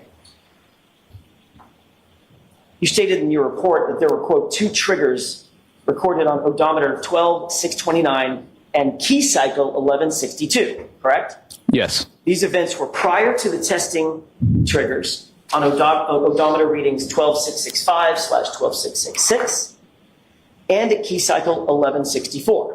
Is that right? Yes. Okay. So what we're saying, what you're saying in that report is the triggering events were at 1162, going in reverse in order. 1162 comes before 1164. They're numerical. Is that right? Yes. Every single key cycle just tags another number on top of it, right? There's no formula. Correct. After 1 comes 2, after 2 comes 3, 4, 5, 6, and then move on, right? Yes. So by the time you got the vehicle, there had been 1,164 key cycles on the history of that car, correct? Correct. All right. And you knew, and you put in your report, or you know, that the triggering events that you see under 1164, those are yours, Yes. right? I mean, that's your testing. Yes. And you were very clear that the triggers that you recorded, that you talked to Mr. Lally about, were 2 cycles before that, Yes. meaning ignition cycles at least, right? Yes. For that. You report, let me finish the point. You said that the mileage difference between these 2 triggers and the triggers that occurred while testing was 36 miles. You just said that, right? Yes. And the key cycle difference was exactly 2 key cycles, right? Yes. 1164, 1163, 1162. That's the triggering events, correct? That's correct. You also reiterated in your report in paragraph 23, 24, 26, and 29, and also in this exhibit in your CARS report, that the triggers occurred at key cycle 1162, right? Yes.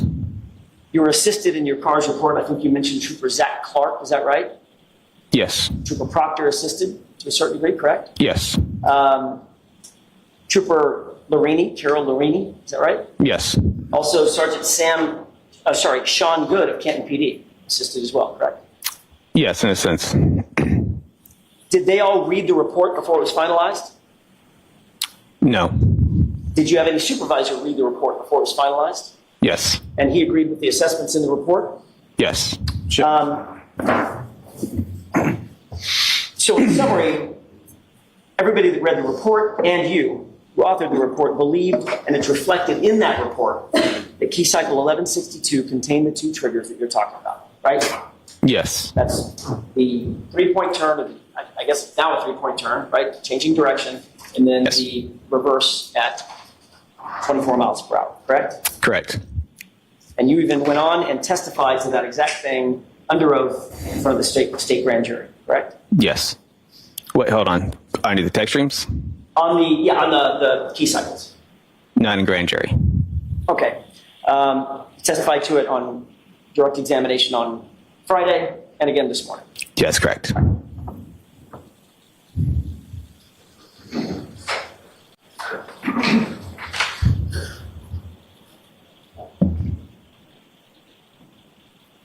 If your testing occurred at key cycle 1164, that means you turned the engine on, the ignition on to start your testing, correct?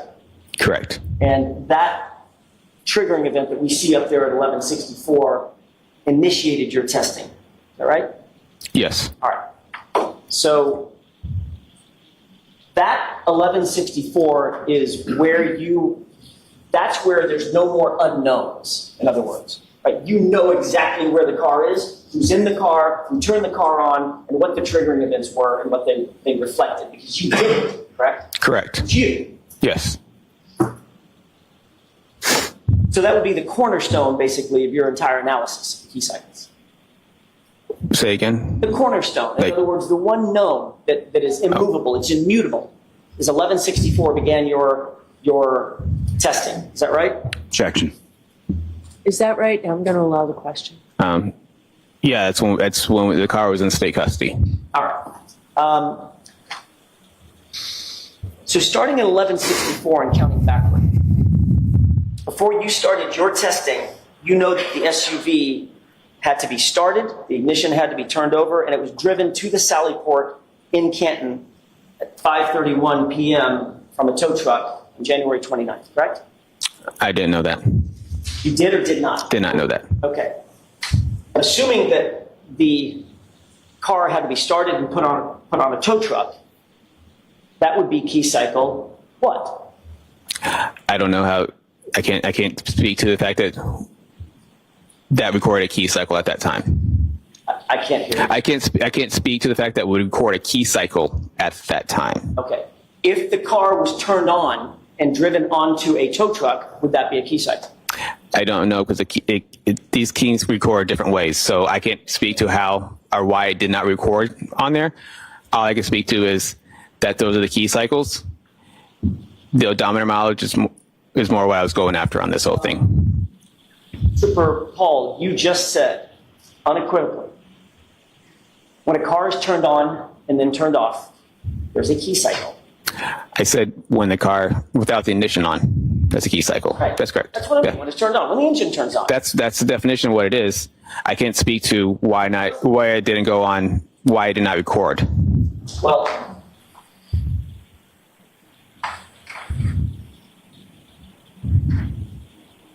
let's talk about the ignition cycles.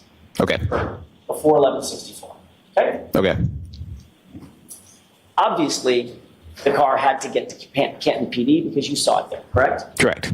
Assume for purposes of my question, the car was turned on, and there's a video of it turning on, driving up onto a flatbed tow truck.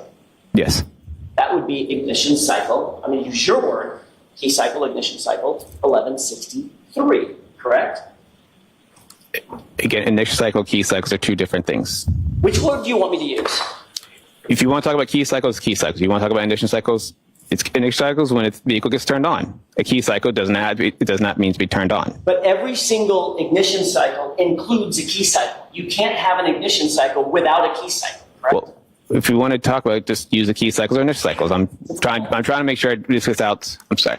I'm trying to make sure that this gets put out the correct way.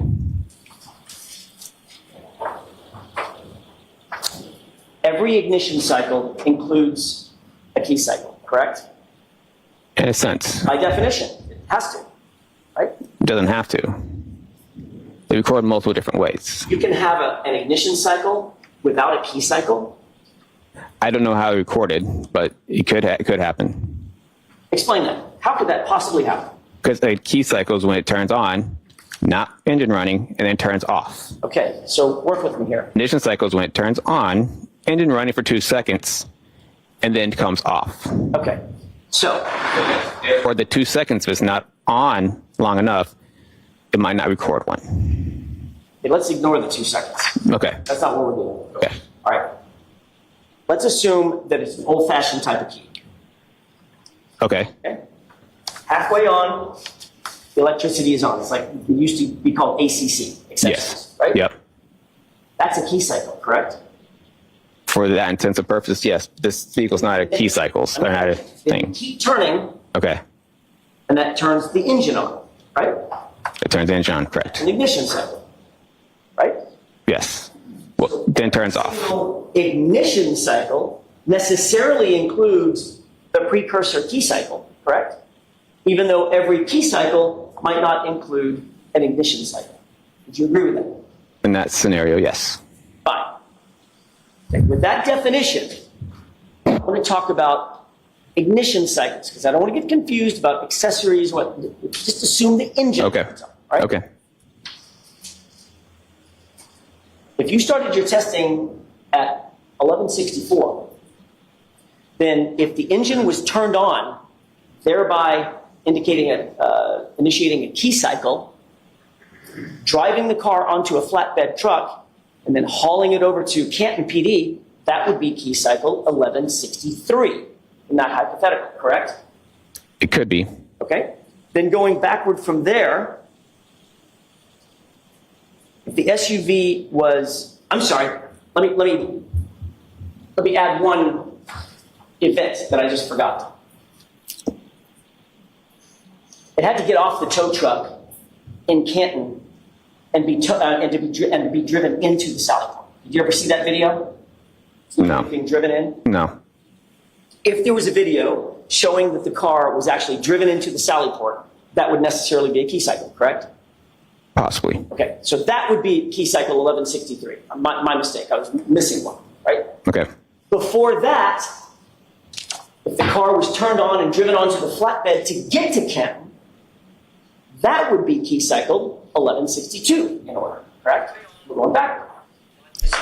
It's possible. All right.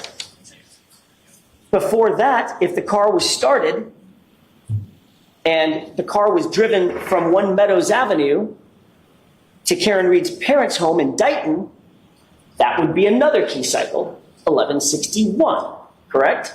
They're possible. Before that, if the SUV was started and driven by Miss Reed from the garage at John O'Keefe's house to Jennifer McCabe's house at 5:07 in the morning, that would be another key cycle, correct? 1160. Is that right? It's possible. And before that, if the SUV was started and driven by Miss Reed to the waterfall, from the waterfall to 34 Fairview at approximately 12:15 a.m., that would be another key cycle, 1159, right? It's possible. I want to be clear. The reason that these numbers skip in your diagram, they don't go directly in order, right? Not every single number is in order on this left-hand column, because this is only a diagram of when triggering events occur, right? Yes. Something unusual about the operation of the vehicle, correct? Yes. And it's clear that from the data, there was no triggering event at key cycle 1159, was there? No. So assuming the driving events that I just told you, right? Assuming for purposes of my question,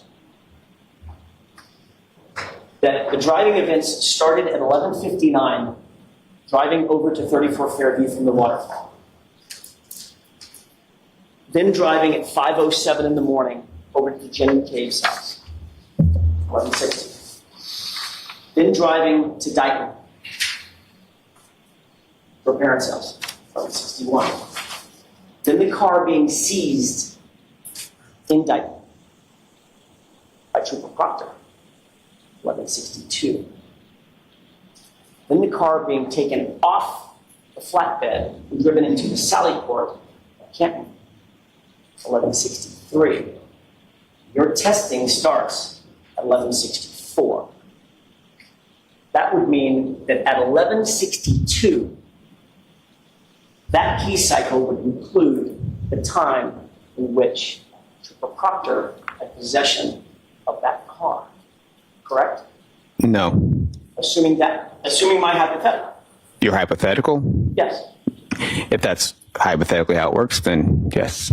Then what? If that's hypothetically how it works, then yes.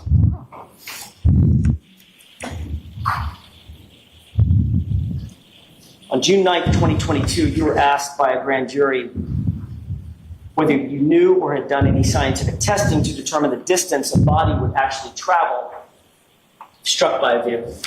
Remember that? Not that specifically. Not in that way. Do you remember answering that you had not, I'm just paraphrasing, that you had not done you hadn't finished your report yet, Why don't you show him? He said he didn't remember it that way.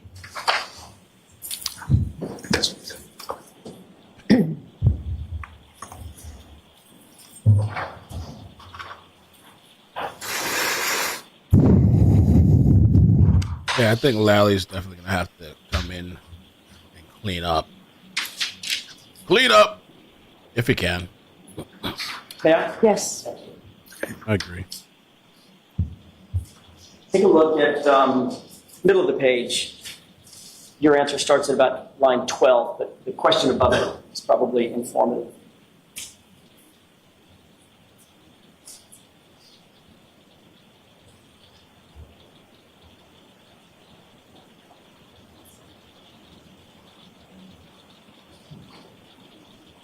You have that in mind? Yep. May I? Yes.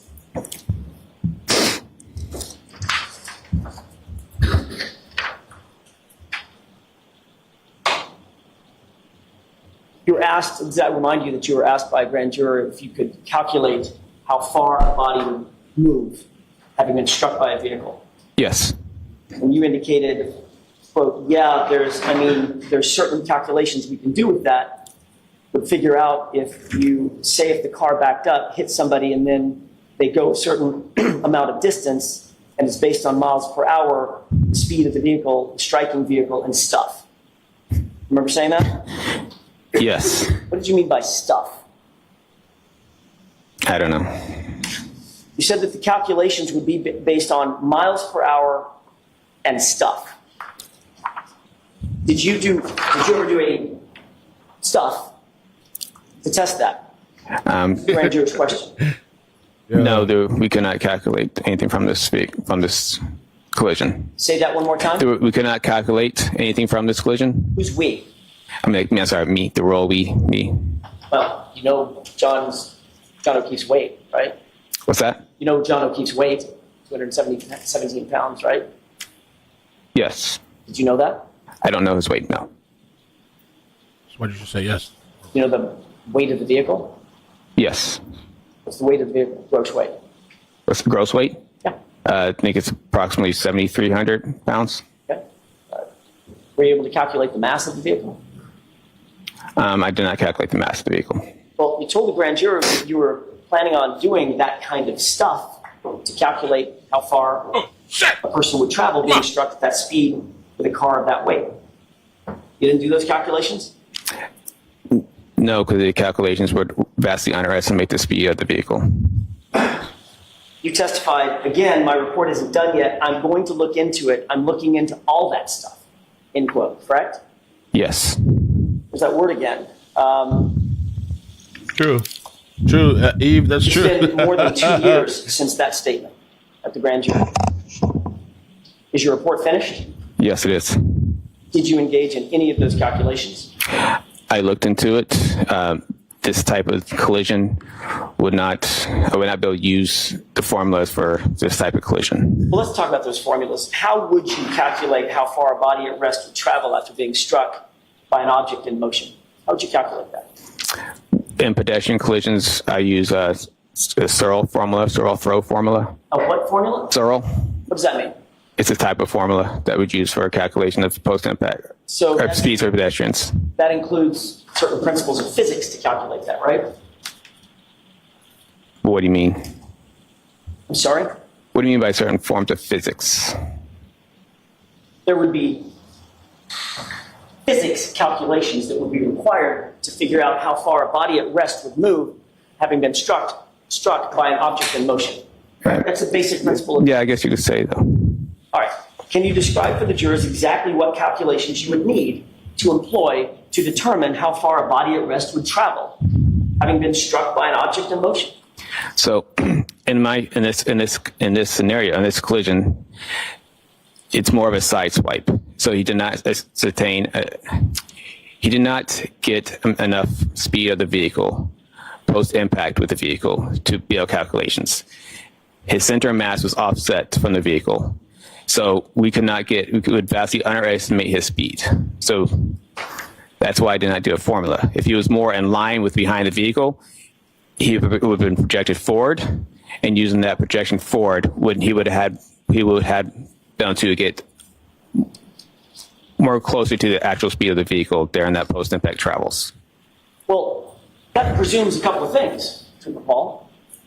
That presumes that he was quote unquote sideswiped, right? Presumed? Presumed by you. You didn't see how he was hit, did you? Based on the evidence, it appeared to be a side swipe. That's your opinion. That's just reading the evidence. You're saying that the principles of physics as we know them today in modern mathematics is thwarted by a sideswipe? Objection. Is that what you're saying? It's the calculations that are out there. You can get a speed, it would just underestimate the speed. You would have to know what the initial momentum of the object is that's in motion, correct? Of what object? The truck. I would have to know that speed. You know the way he said that? You'd have to know what the initial momentum is, not speed, momentum. There's a difference. It was like, the truck. Okay. Right? Would you agree with that? No. You wouldn't have to calculate what the initial momentum is of the object in motion to determine the distance of the body at rest would move? Well, in that sense, are we talking about, I'm trying to find the speed of the vehicle? That's usually what we're trying to do. Right, okay. Well, let's put the speed of the vehicle aside. Let's talk about initial momentum. What's the formula for calculating initial momentum? There's different types of momentum formulas. Well, there's actually one type of momentum formula. It's to calculate momentum. Objection. Sustained. It was like, To calculate momentum, there is a single... So sustained. Ask it differently. Isn't it true, Trooper Paul, that there is a singular calculation for determining initial momentum? That is P equals M times V, where P is the momentum. You're solving for that. M is mass. We multiply that by velocity. Is that right? God. It's simple. You wouldn't use that in a pedestrian collision. Oh, because the pedestrian's somehow magically out of the realm of physics? Objection. Sustained. Is the pedestrian out of the realm of physics and calculations? No, it's the weight differential between the pedestrian and the vehicle. Okay. We'll see you, Pippa. So if Let's see, the vehicle is too heavy and the body is too light, you can't calculate the initial momentum of the vehicle? Yes. Got it. Where'd you learn that? It's in my math class. We don't use momentum for a vehicle to vehicle. Math class? The math, the crash reconstruction classes I have taken. Got it. Would you need to apply the theory of conservation of momentum in calculating these data? Do I need to calculate the conservation of momentum? Heard of conservation of momentum? Yes. You even know what that is? There's an equation for that as well, right? Yes. You know what that is? Not off the top of my head, but yes. Hey, Jackson was prepping all weekend and shit. Based on the basic principles of physics, is the total momentum of the collision greater or less than the total momentum after the collision? Total momentum before the collision, is it greater or less than the total momentum after the collision? Basic question. What type of collision? Trooper Paul, they're exactly equal in all respects under the principles of physics, right? That's the theory of the conservation of momentum. Momentum doesn't change. It's transferred from one body to another. Yes. Correct? Correct. Why didn't you say that to the jurors? Objection, Your Honor. Sustained.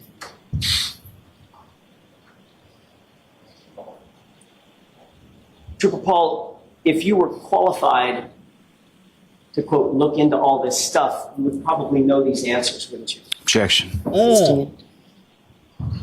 Are there any other calculations that you'd need to figure out the stuff that you were talking to about with the grand jury? Objection. Sustained. How about calculating the final velocity of the objects after the collision? Would that be important? What objects? That would be John O'Keefe's body, sir. The object that you claim was flying through the air 30 feet. Damn, bro. Okay, sustained. How about calculating the displacement using kinematic equations? Would you be able to do that? The displacement of the body? In order to calculate how far the body would move based on the mass of the object striking the body? Could you use displacement using kinematic equations? So like I said before, the side swipe, he would not have gotten 100% of the vehicle, 100% of the speed of the striking vehicle. It would have vastly underestimated this vehicle. You couldn't hit a person and side swipe them, spin them off to the side, and have that and get a speed from those calculations. So you're saying that the discipline of physics cannot figure out how far John O'Keefe's body would move, but you personally figured out that he would have flown now somewhat, or been projected somewhat 30 feet. Objection. Sustained. Are you saying that the principles of physics are incapable of determining with the proper calculations how far John O'Keefe's body would have moved given the collision at issue? Objection. Is that what you're saying, Trooper? No. Okay, next question. Well, you just said because it was a side swipe, all these calculations, these physics calculations are inapplicable, right? I'm saying it would underestimate the speed and the distance. The truth is, Trooper Paul, you have no idea what all these physics calculations mean, do you? Objection. Sustained. You've not been trained in physics formally, have you? Yes. You have been. It's incorporated into the classes. Right, you had a few classes that use the word physics, but you haven't been formally trained in physics, have you? Objection. Sustained. You haven't been formally trained in kinematics, correct? It's in the aspects of all our crash reconstruction classes. You haven't been formally trained and hold no degrees in biomechanics, do you? I do not have a degree in biomechanics. In fact, basically what you did in this case was calculated emission cycles. And you got those wrong, right? Objection. Sustained. Come on, Mr. Jackson. Ask the appropriate part of the question, you'll get it. Bro. Oh, God. Let me ask you Like this. I'm Based feeling on through your the screen. reconstruction, nearly 2-year investigation, exactly how was that taillight shattered? Explain it to us. How does the taillight, what do you mean? So the taillight in this case was shattered when it was struck John O'Keefe's arm. Exactly what part of his arm? Based on what I saw for his injuries was from the upper part of his arm down. Was his arm out? It just struck the arm like a hinge? Was it in front of him? You did the reconstruction? Sure is exactly how his body was positioned when he was struck by that. So it looks like his arm was more kind of like this, if I can try to get that. You're indicating out by his side, correct? Yes. All right. And the taillight would have struck his arm, right? Yes. Not his torso. Yes. Okay.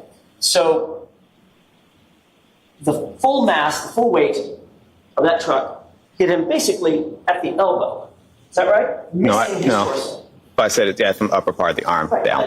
Yeah. The elbow and the biceps. I didn't see anything that shows an indication that this lower torso was struck, but Okay. So his it's not saying it could not have been a possibility, but I just didn't see anything. So his torso was spared from being hit, but the arm took the brunt, the full force of the vehicle, correct? Like arm and shoulder, yes. Okay. Oh, And you boy. said he then did a spin, like a sort of a pirouette. He got spun around possibly the way it struck, it looked like it could have turned around counterclockwise. Okay. So if he turns around counterclockwise, is he turning around in the air counterclockwise? Yes, initially. So he gets hit on the upper biceps, shoulder area, and down to the forearm, right? Yes. By an unbroken taillight, right? Yes. In other words, it's nice and smooth. Nothing, no shards of plastic or anything broken at the time that it made contact with his arm, right? Correct. Okay. So how did his arm get all cut up? Because when his arm struck the taillight then cracked, and as the car is driving past him, the taillight could scratch it. Got it. So he gets hit by the car, not his torso, just the arm. The taillight cracks, and as it passes by, his arm stays with it long enough to get striations, those scratches that you see, those lacerations, those abrasions that you see, right?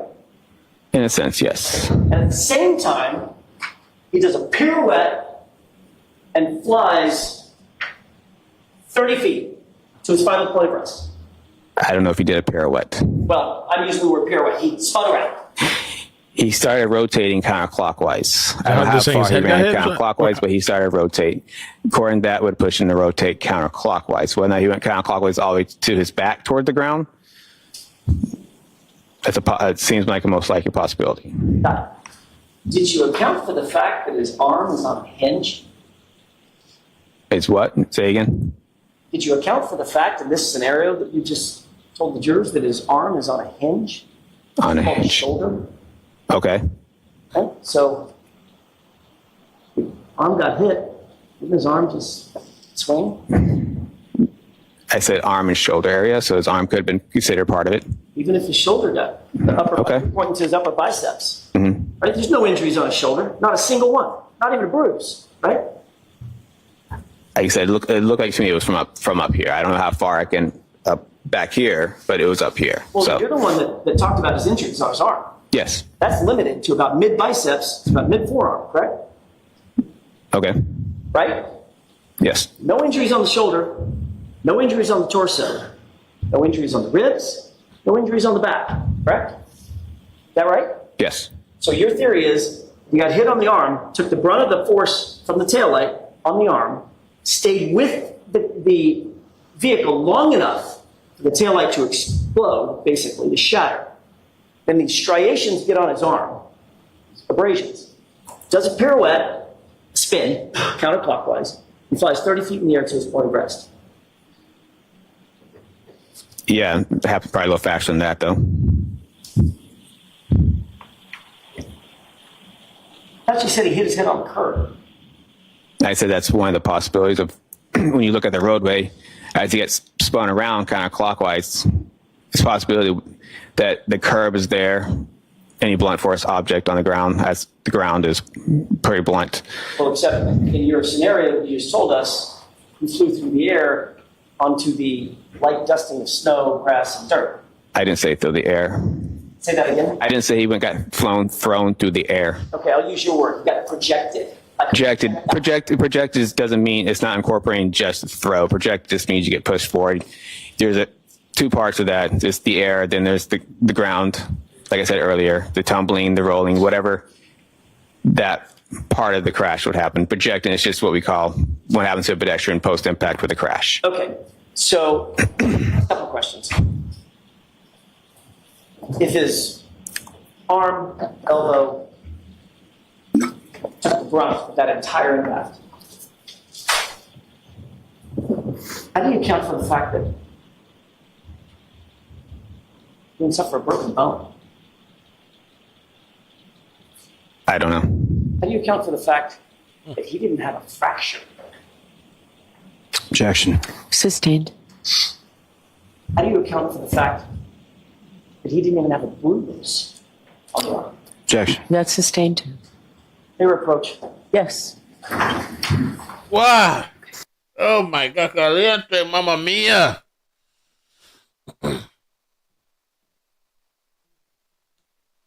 Lally needs to clean up for sure. Has to clean up. I don't know. I don't know. So so he's saying the arm part there got hit, or would it be this one? I guess the sidearm gets hit, sideswiped, and that causes him to spin around. And so, what is he saying with his theory? What is he saying caused the head injury? What is he trying to say? Or he's saying there's multiple possibilities. So he's trying to say that he turned around and maybe the car hit his head again, like hit his arm, then hit his head, or is he trying to? Because one part said the other theory I thought he said was that his head could have hit the curb. I guess. Explain, Mel. Fuck, I don't even know either.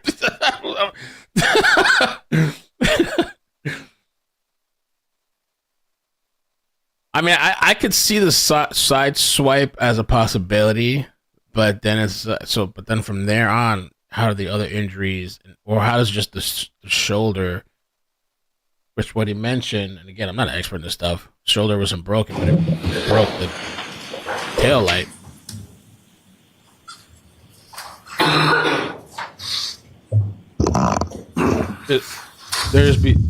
May I inquire, Your Honor? Yes. The truth is, Trooper Paul, you know, having investigated auto pedestrian accidents in the past, that John O'Keefe's injuries Well, that's do not true. look anything like an automobile pedestrian accident, do they?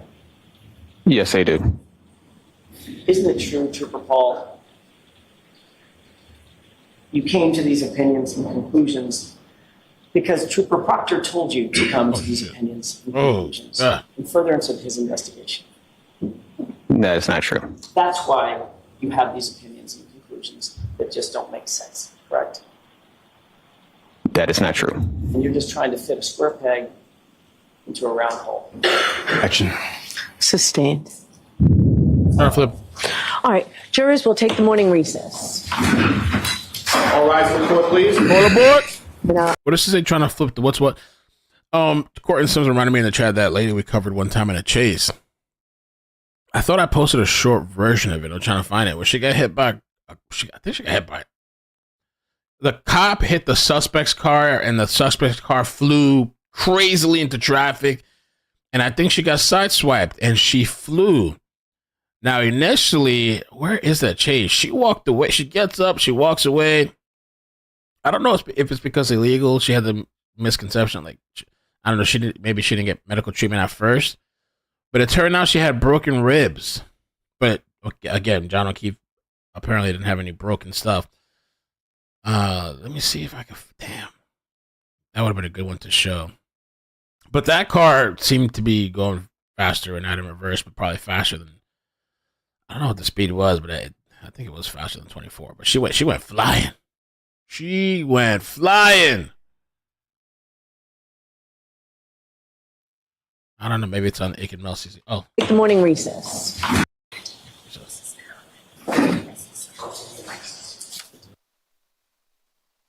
Morning recess. Lally has to come and clean it up because I think he tripped. I did think he tripped this guy up enough. I mean, I don't know if it's smoke and mirrors. To me, it does like he tripped him up. Hey there, Karen Reed. Lally, some people are saying in the chat, he's just gonna have to point out the vehicle data and stick. That's my story, and I'm sticking to it.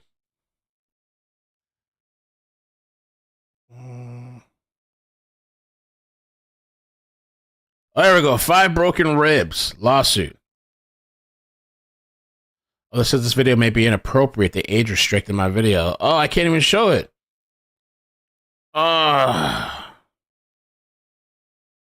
Maybe I'll have to post it on Discord or something. Oh, no. That was interesting because you know what? That's a side swipe, and I don't think they were going 24 miles per hour, but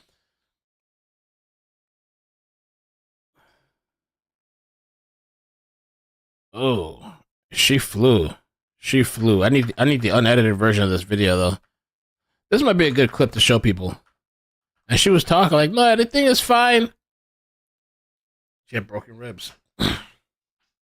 But she walked away. Purple, I don't think I hope I don't get strep either.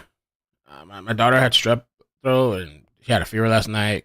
Got her meds. Her mother picked her up a little bit ago. And she's gonna have her for like 2 days. So make things easier for me. And but my girl got sick. She's pretty sick. So I don't know. I should have taken my little, I don't know if it's gonna make a difference, but I'll take my little emergency. Somebody commented yesterday to take I forgot what it was, some supplement on Amazon. The only thing I felt, and I hope that's it, like the last 2 days, Saturday, Sunday, I felt like kind of weak and tired. Saturday, I didn't do nothing. I was just watching Netflix. And I was watching Your Honor. I don't know if you guys have heard that. I missed the end too, Heather. Maybe I should take it back. Your Honor is kind of a dope show. And if you guys are really into this Karen Reed stuff, you might like Your Honor because it's about this judge that gets caught up in a hit and run. And his son ends up killing somebody, and I'll leave it at that because I don't want to spoil it. What I'm telling you is basically what's in the description before you start the video. It's about a judge and his son gets caught up in a hit and run, and it just freaking spirals, and the story gets crazier and crazier. Then it gets into like cops and corruption, and it's just ever spinning. But it almost spins too much. It almost spins too much. The second season is even more spinning. It's almost confusing sometimes. They're kind of doing a little too much jumping. I like sometimes when the story jumps or like past and present, but then sometimes it's happening so much. I'm like, damn, what's the past? What's the present? There's so much shit. But it's a good show. It's on Netflix, and if you like this kind of stuff, and the main character is the guy from Breaking Bad. He directed the show. If you like Breaking Bad. I have not watched Baby Reindeer yet, Mindy. And I missed out on all the drama. I should have covered it. I still want to watch it. That's on my list. Sometimes the baby is right. That's definitely not a show. I have to watch that when she's not around.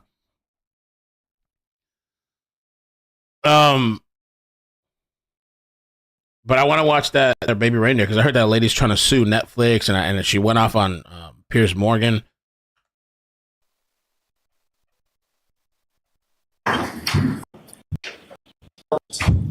Pedestrian post impact with a crash. Okay, so a couple questions.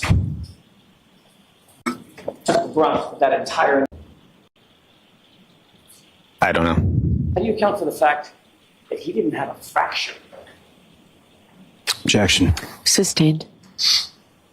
How do you account for the fact that he didn't even have a bruise on the arm? Objection. That's sustained too. Fair approach. Yes.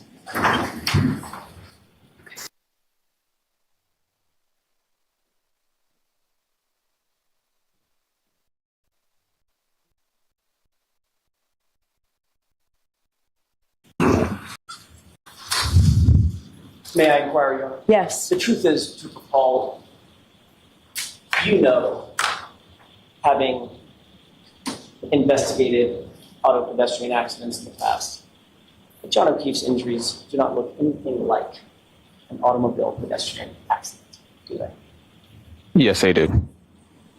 Isn't it true, Trooper Paul,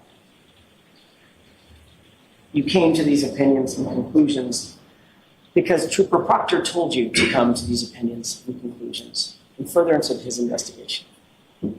That is not true. That's why you have these opinions and conclusions that just don't make sense, correct? Oh, That is not true. And you're just trying to fit a square peg into a round hole. Action. Sustained.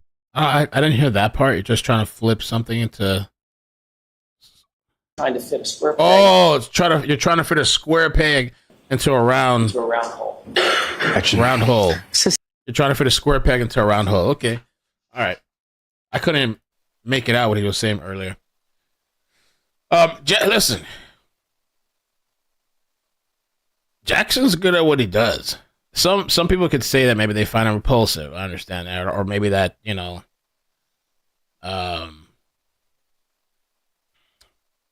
don't know what I was gonna say. Oh, that he could like maybe upset the jury, maybe in some cases.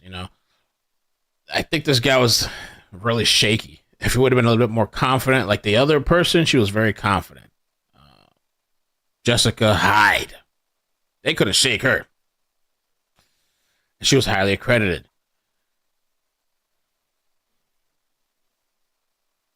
Lally needs to sweep and clean. And the only thing with Lally, I think sometimes I feel like he has a hard time getting across his message or something. And then some with these witnesses too. It's kind of like this.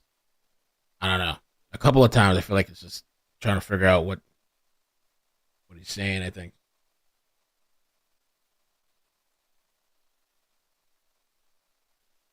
Oh, Ron Jeremy.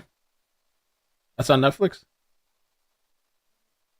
Yeah, if I had some shit and I could afford it, I'm sure this guy costs a lot of money. I'd probably want some of these people. This guy, I want either like this guy or I'd want Young Thug's attorney that got arrested. This guy's willing to like throw his livelihood away. Lock me up then. Fuck it. Sherlock, Your Honor, so right? I still have a couple episodes left on the second season. That's a really good show, Your Honor. If you're into the Karen Reed and you need a little pastime, I recommend that show. Because I bet you'll come back to me. You'll be like, see it, Kid Mel, I told you.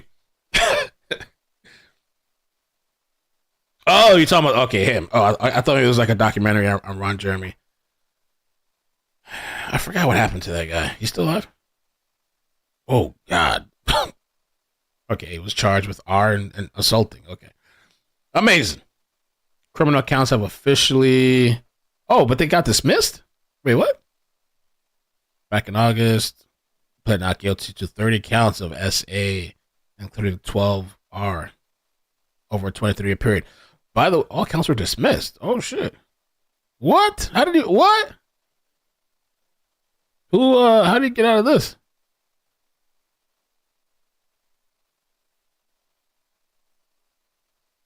Who's his attorney? Don't tell me it's Alan Jackson.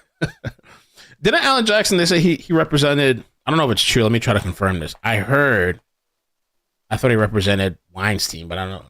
Alan Jackson, Weinstein, let's see. I don't know if that's true. It says Alan Jackson, yeah. Harvey Weinstein's defense lawyer urges jury to acquit. Regret is not the same as rape. Oh, damn. Okay. I mean, that is a thing that happens, though, sometimes, right? Isn't that a thing? There's been stories like that.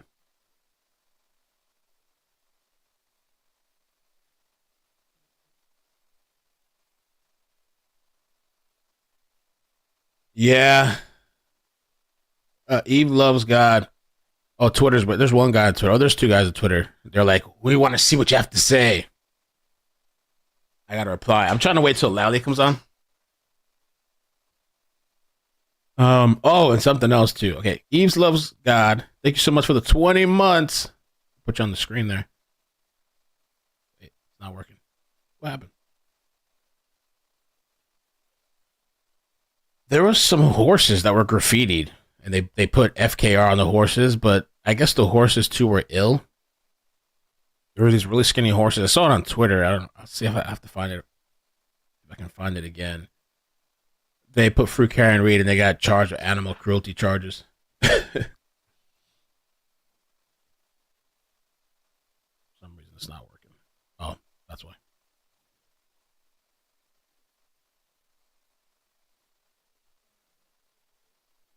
Yeah.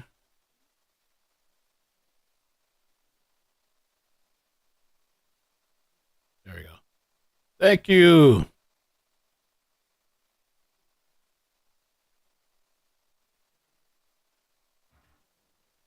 Booler, what's up, man? Where you been?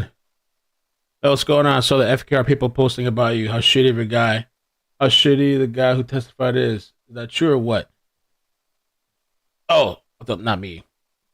FKR people posting about how shitty the guy is. The FKR people on Twitter are kind of funny though, because over the last week they were saying all kinds of stuff. It was just kind of cracking me up. But anyway, this guy, he was not great. No, he wasn't great. The only thing I like is this is the guy from Friday that did the vehicle data, right? The only thing I like is the vehicle data. That's about it. That's actually reversed. But they try to poke holes through that with the whole ignition thing.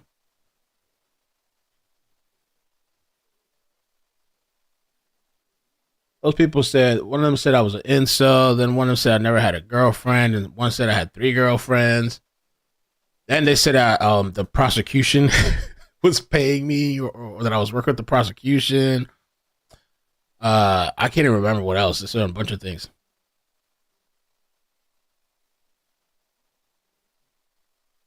Oh, today. I don't know. I think today's a full day. Does anybody remember what days we're doing this week for trial?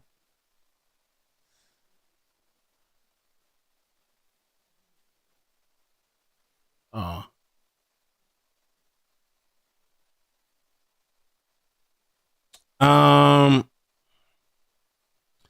Yeah, there's somebody that's really nice.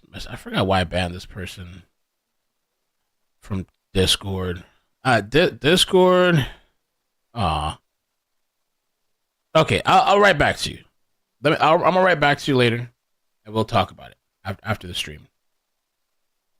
They DM me. I have to double check that stuff because there was one person a while back that told me, because one time somebody was messing with the server, and I forgot what they were doing, all kinds of stuff, and another person messaged me, and she was like, "Oh, that's my kid, and he's into all that kind of stuff, and please ban." I don't know if that's the same person, so that's why I want to investigate it and look into it. Yeah.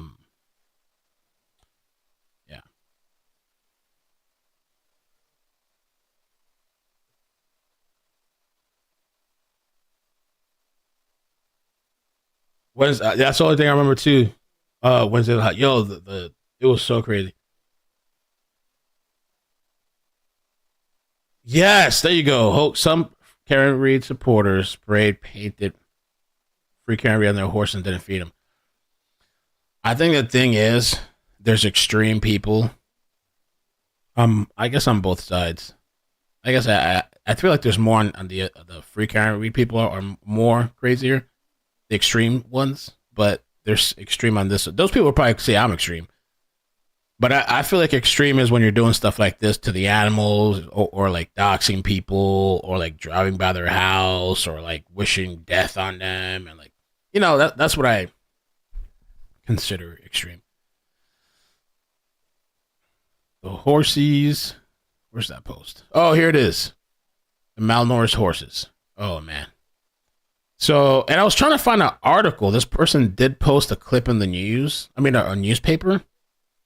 I was trying to find an actual article, like on the website. But it says 2 malnourished horses with FKR painted on at least one for a sideshow exhibit have been removed by animal control and MSPCA. They're in good hands after trying to work with the owners for 2 weeks. So here's the horses, apparently malnourished. And I mean, this paint, I don't know if that just comes right off or how that works, but even just the fact that they're malnourished and not being taken care of, even if you could just even forget about the FKR, these horses are being, I guess you could say, abused. Now, here's a piece of the article, because some people were like, that's fake. It's not real. It's Photoshop. Which these days, I don't blame people for asking about that, because everything can be faked, I guess, it seems. Canton residents facing animal cruelty charges. Canton police will summon 2 Canton residents to face court for animal cruelty charges due to the alleged malnourishment of 2 horses. So it's Julia Scotia and Elizabeth Margaret. Okay. Gotta save the horses. Save Chloe, save the horses.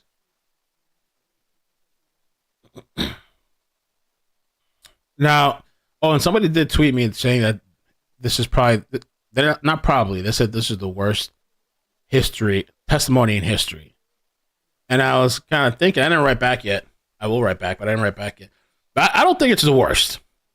What comes to mind, I don't know if worst witness testimony. I mean, the guy that was high out of his mind during the Young Thug trial, it's almost hard for me to say worse because it was so entertaining. That kind of comes to the top of my head. The Alex Murdaugh, where they brought on a witness that literally threw his cell phone in his office to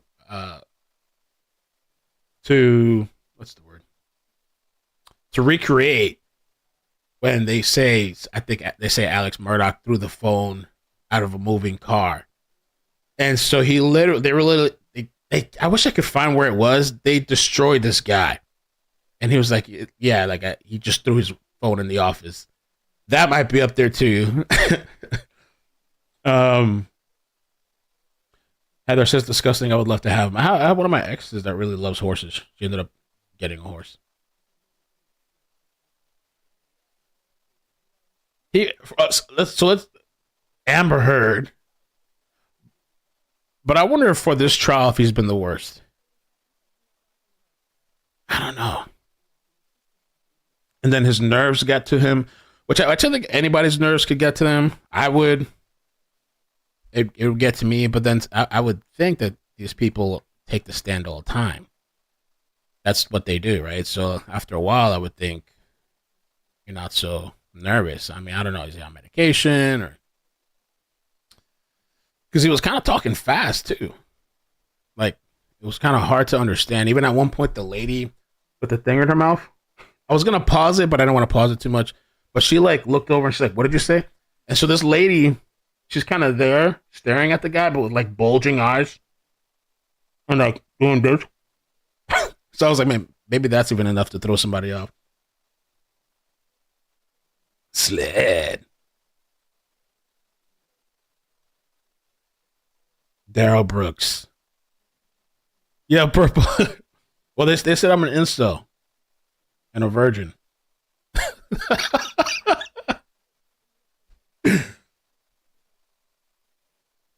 That's the thing, Carly. Too, the Murdoch trial, the investigation that we always joke about it. Sled. I don't think a lot of the people on Twitter that some of the people that I've engaged with haven't seen that full trial, and so sometimes I compare. Because they say, like, oh, the investigation was so bad, which is true. I feel like the cops didn't do the best in this. The solo cops, there's, like, so many memes, I guess. But Murdoch, it was the same thing. So, not as far as, like, just sometimes bad evidence. They poked holes. I think they did a really good job, the Murdoch people, with what you had to work with, I guess. And still got convicted.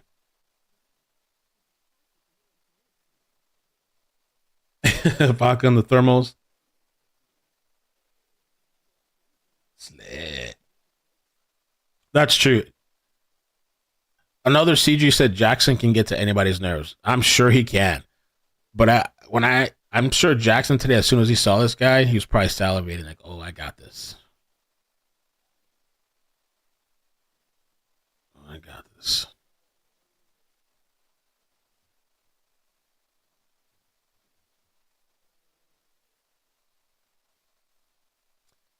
I wanted to reply to that guy. I don't know where it's out here. Oh, I lost all my message. I was typing him right. Oh, here it is. There it goes.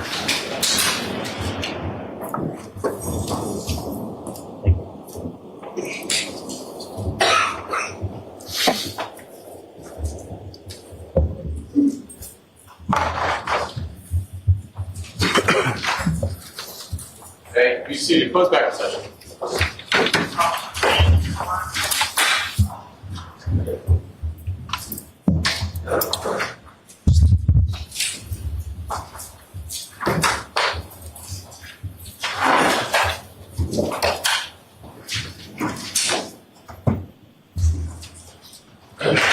All right, Mr. Lally, whenever you're ready. Hey, Lally, what you got?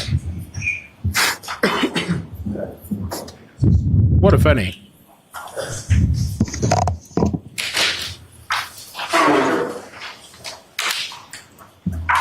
Now, with regard to your testimony as far as that triggering event, well, the two events on 12,629B, you testified that that was consistent with the pedestrian collision, is that correct? That's correct. Again, if you could tell the jury, why is that consistent with the pedestrian collision? The one specifically with the speeds and everything that we're referring to. 22 miles per hour in reverse for about 60 feet. Okay, yeah, so why I think that's consistent with a pedestrian strike is because of the sudden change in the speed. It drops down by half mile per hour. The accelerator pedal is staying constant at the same percentage, and the steering wheel angle also turns to the right. Now, your overall opinion is based on what you did as far as your reconstruction, correct? Yes. Is there other information that you had at your disposal in formulating your opinion? Like from other reports and stuff? Yes. Yes. And that would include physical evidence, is that correct? Correct. And that would include witness statements, correct? Sustained as to form. What, if anything else, would that include? The roadway evidence, witness statements. He's He's just repeating. The witness statements, would that also include statements of the defendant? Correct. Are you aware that the defendant indicated in a statement to troopers that she conducted a three-point turn in the area of 34 Fairview Road? I'm going to allow that question. Yes. And what you observed in that triggering event is that from that mileage, is that consistent with the defendant's own statement? Yes, it is. Now, we asked you a little bit, if you could, again, for the jury, clarify the difference between what you termed as an area of impact versus a point of impact. Yes, an area impact is broader. It's a bigger area. Point to impact would mean something as obviously right there. That would be the area impact. If I could ask, the cell phone that was located under Mr. O'Keefe's body, that location, is that also consistent with the linear path that you were testifying about earlier? Yes, it was. And do you know whether or not that cell phone was in his hand or in his back pocket or somewhere else? I do not know.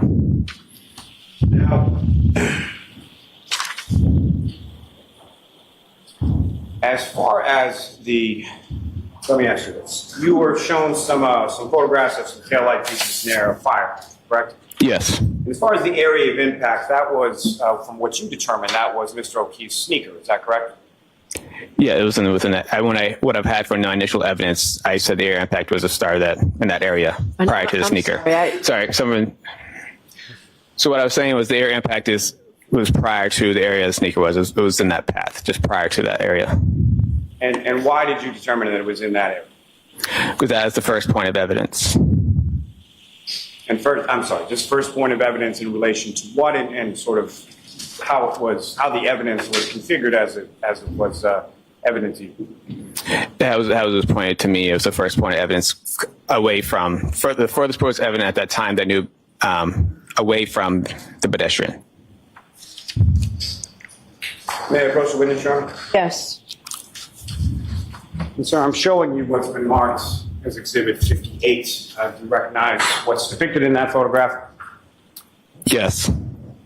And Your Honor, with the court's permission, if I publish that for the jury. Okay, what exhibit number is it? 58. Thank you. And Trooper Paul, do you recognize what's up on the screen? Yes, I do. What do you recognize that? There's 34 Fairview to the left side, and there's the fire hydrant. And as far as these photographs and the photographs shown to you by Mr. Jackson on cross-examination, do you know when those photographs were taken?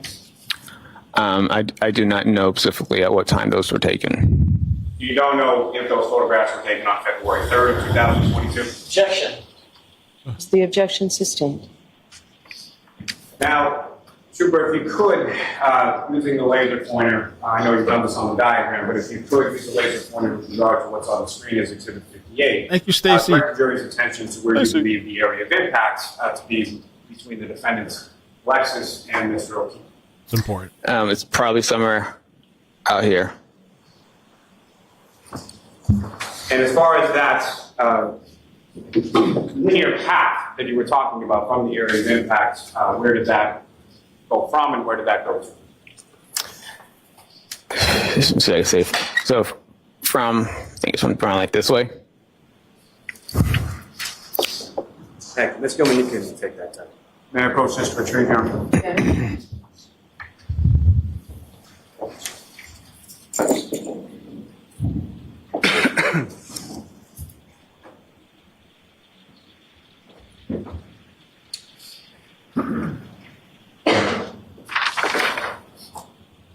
Now, Trooper, if you could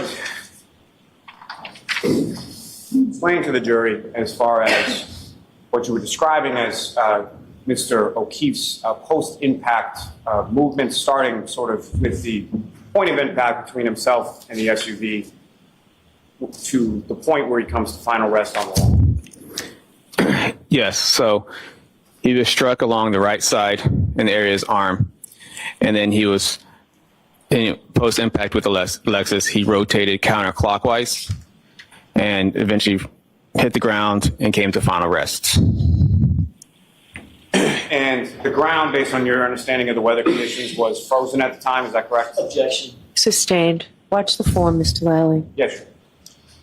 So as far as Anything in your testimony about Mr. O'Keefe's actions, does that involve a pirouette? No. So there's a rotation, is that correct? Correct. And as far as 30 feet in the air, do you have any opinion as to whether or not he flew 30 feet in the air? I do not have any evidence that he would have flown 30 feet in the air.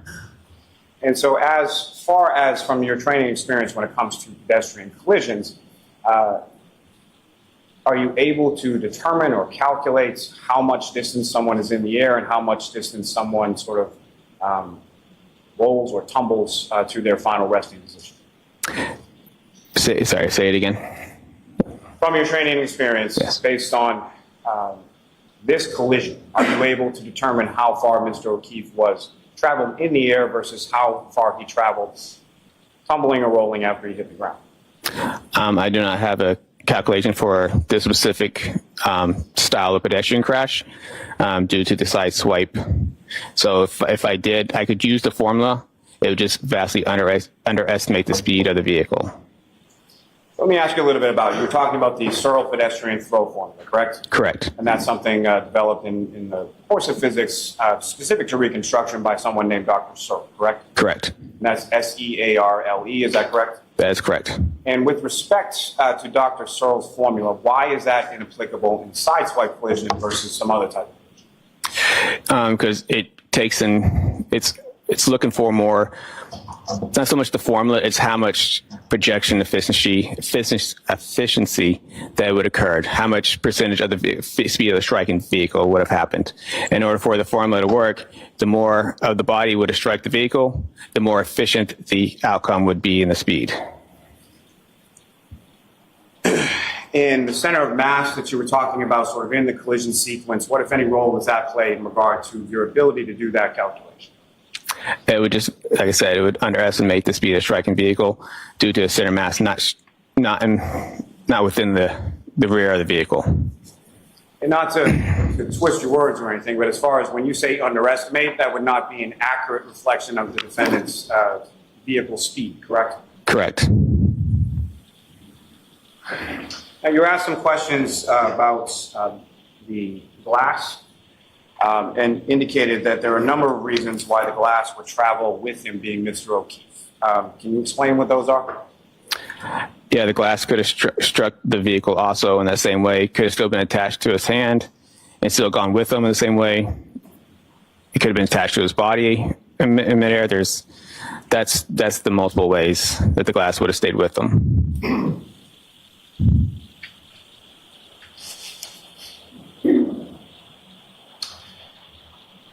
Now, and speaking of collision sequences, particularly collisions involving multiple vehicles, vehicles are fixed with bumpers, correct? Correct. What's the purpose of a bumper on a vehicle? To help absorb the Scope? Yes. Yeah, sustained. Your Honor, if I may, I don't believe it is. So why don't we come to sidebar?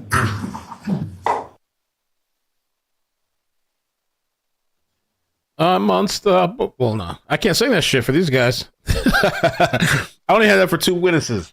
That was the hat lady and the other guy, Brian Telly, at the end or whatever. Lord, I don't know, man. I don't know what's happening with him. Because I feel like maybe if he just slowed down a bit, maybe he would kind of like try to but he's talking really fast and kind of mumbling his words sometimes and not enunciating sometimes, which I do that sometimes too. I don't properly enunciate and I'm trying to like rush or something, you know?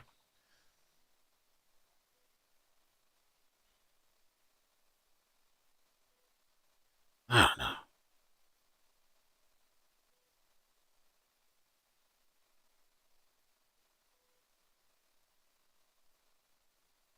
I sometimes kind of like fast talk or fast read, or sometimes you got to slow it down. I mean, easier said than done in a courtroom for sure. And there's cameras and family and, you know,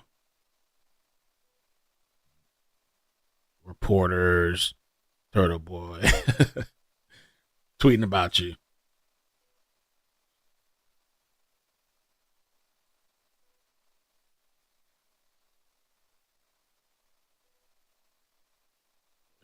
It's tough. I think it's tough. Tough testimony so far. Lally has to clean it up if he can. I don't know if he can.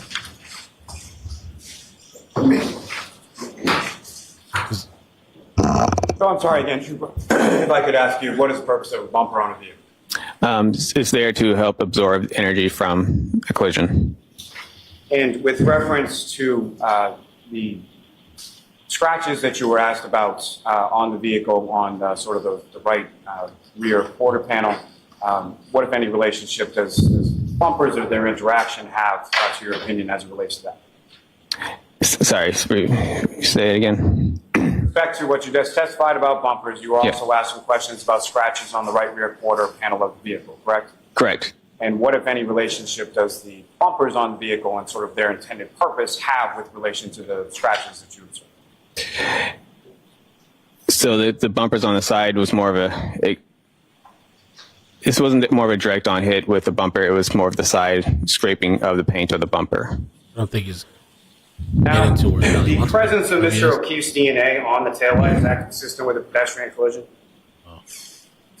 Yes. Now, as far as the glass not matching, are you aware that the lab's actual findings were that the glass on the bumper and the glass on the roadway was just not found to be consistent with each other? Is that your understanding? If you know.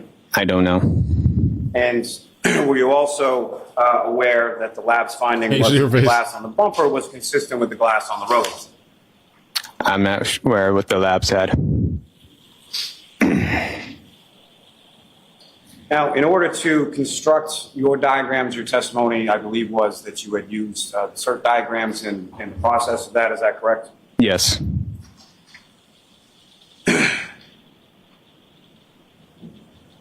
And if I could turn back to that 12629B, the mileage from the tech stream data. Yes. The 3-point turn that you observed in the 24.2 mile per hour straight line for approximately 62 feet. How far apart time-wise within that particular triggering event were those two incidents? 8 minutes. And as far as any of the other tech stream data that you observed, was there any other triggering event that included the 3-point turn? No. Now, as far as the defendant's path of travel, is it your understanding that that was obtained from a multitude of different witnesses? Yes.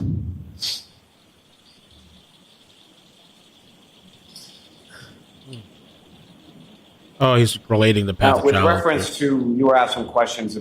When he's talking about multiple witnesses, I guess he's talking about the people that looked out the window and said the car was at this point and then moved up to this point. About the defendant's cell phone. As far as GPS locations, were you aware that the defendant's cell phone wasn't able to be accessed until by law enforcement until 2023? Sustained. Were you aware that the defendant's cell phone had GPS locations turned off on the defendant's cell phone? Objection. I'll allow that. I was not aware.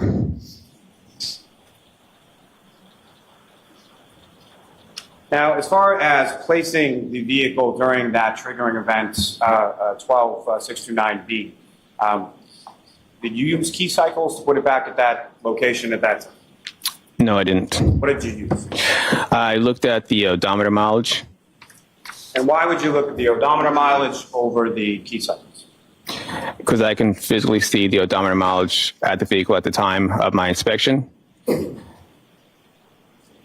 And why would, well, let me ask you this. In your opinion, as far as that is concerned, sort of backtracking to a specific location, which is more reliable, the odometer or the key cycles? I would say the odometer mileage. And why is that? Like I said, you can physically see it when you turn the car, and I know that's the odometer mileage that it's reading on the dashboard. And every key cycle, is that necessarily recorded within the tech stream data? No. And why not, sir?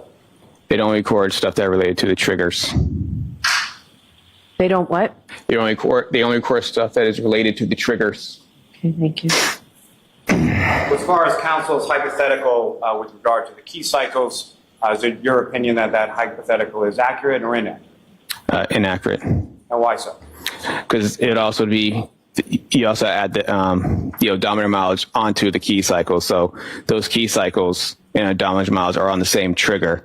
And plus the data seems consistent with everything else that's going on with this collision.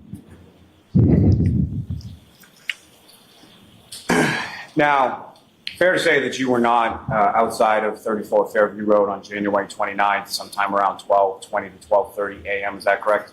That's correct. And so fair to say that you don't know exactly how Mr. O'Keefe and/or Glass or anything that he's holding interacted with the defendant's vehicle at that time? Objection. I'll allow it. Is that true? I do not. And so based on your training and experience and the number of pedestrian crashes that you've investigated, again, if you could, one last time, just describe to the jury how you believe the vehicle interacted with Mr. O'Keefe and why. Objection. Sustained. It's asked and answered. With reference to what you've described as far as the interaction between Mr. O'Keefe and the vehicle, why is that your opinion? Objection. I'll allow that. Based on the evidence from the vehicle, based on the injuries to John O'Keefe, the tail light appears to be broken and it's sharp plastic pieces that could have ripped his arm, and also the dent with the scratches above it is consistent with a hand holding a glass and the glass on top smashing on the vehicle and the hand smashing the vehicle. You can see there's a line between scratches and a dent there. Thank you. Nothing further. Oh. Last words, Jackson? That just told me on.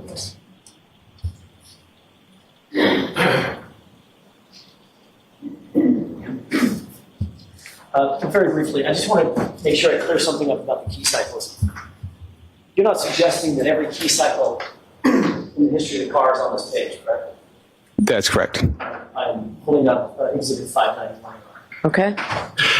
That indicates key cycles that have triggering events, correct? Yes. Triggering events are something that the manufacturer includes in basically a list of items that will be a triggering event, correct? Yes. It's a list of items basically for mechanics to figure out if there's some unusual driving or unusual event with the vehicle, correct? Yes. But the key cycles go in order. They're numerical, 1 through whatever. Correct. And the hypothetical that I gave you on cross-examination, with those driving incidents, each one of those would represent a key cycle, correct? So in your hypothetical, I mean, assume that it should create a key cycle, but that you can't just say that key cycle is from that, because I didn't just use key cycles. I used the odometer mileage on top of it. So you have to have key cycle and odometer. Right. Interestingly, though, when you testified on direct examination, you said your analysis, this was on Friday, or the weekend. By the way, over the weekend, did you watch anything on, I don't know, YouTube or any social media? No. Nothing? No. No. Did you have any conversations with Mr. Lally about these key cycles and problems? No. Did you have any conversations with anybody about the issues with the key cycles?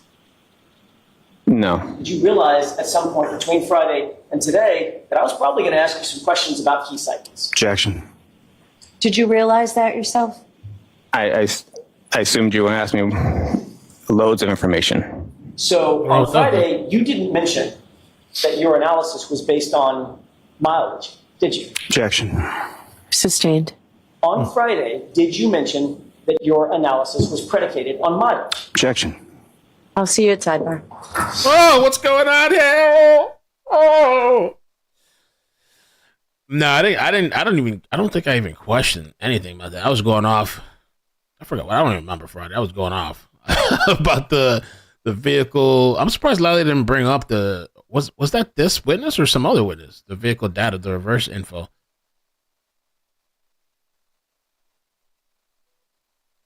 Lally.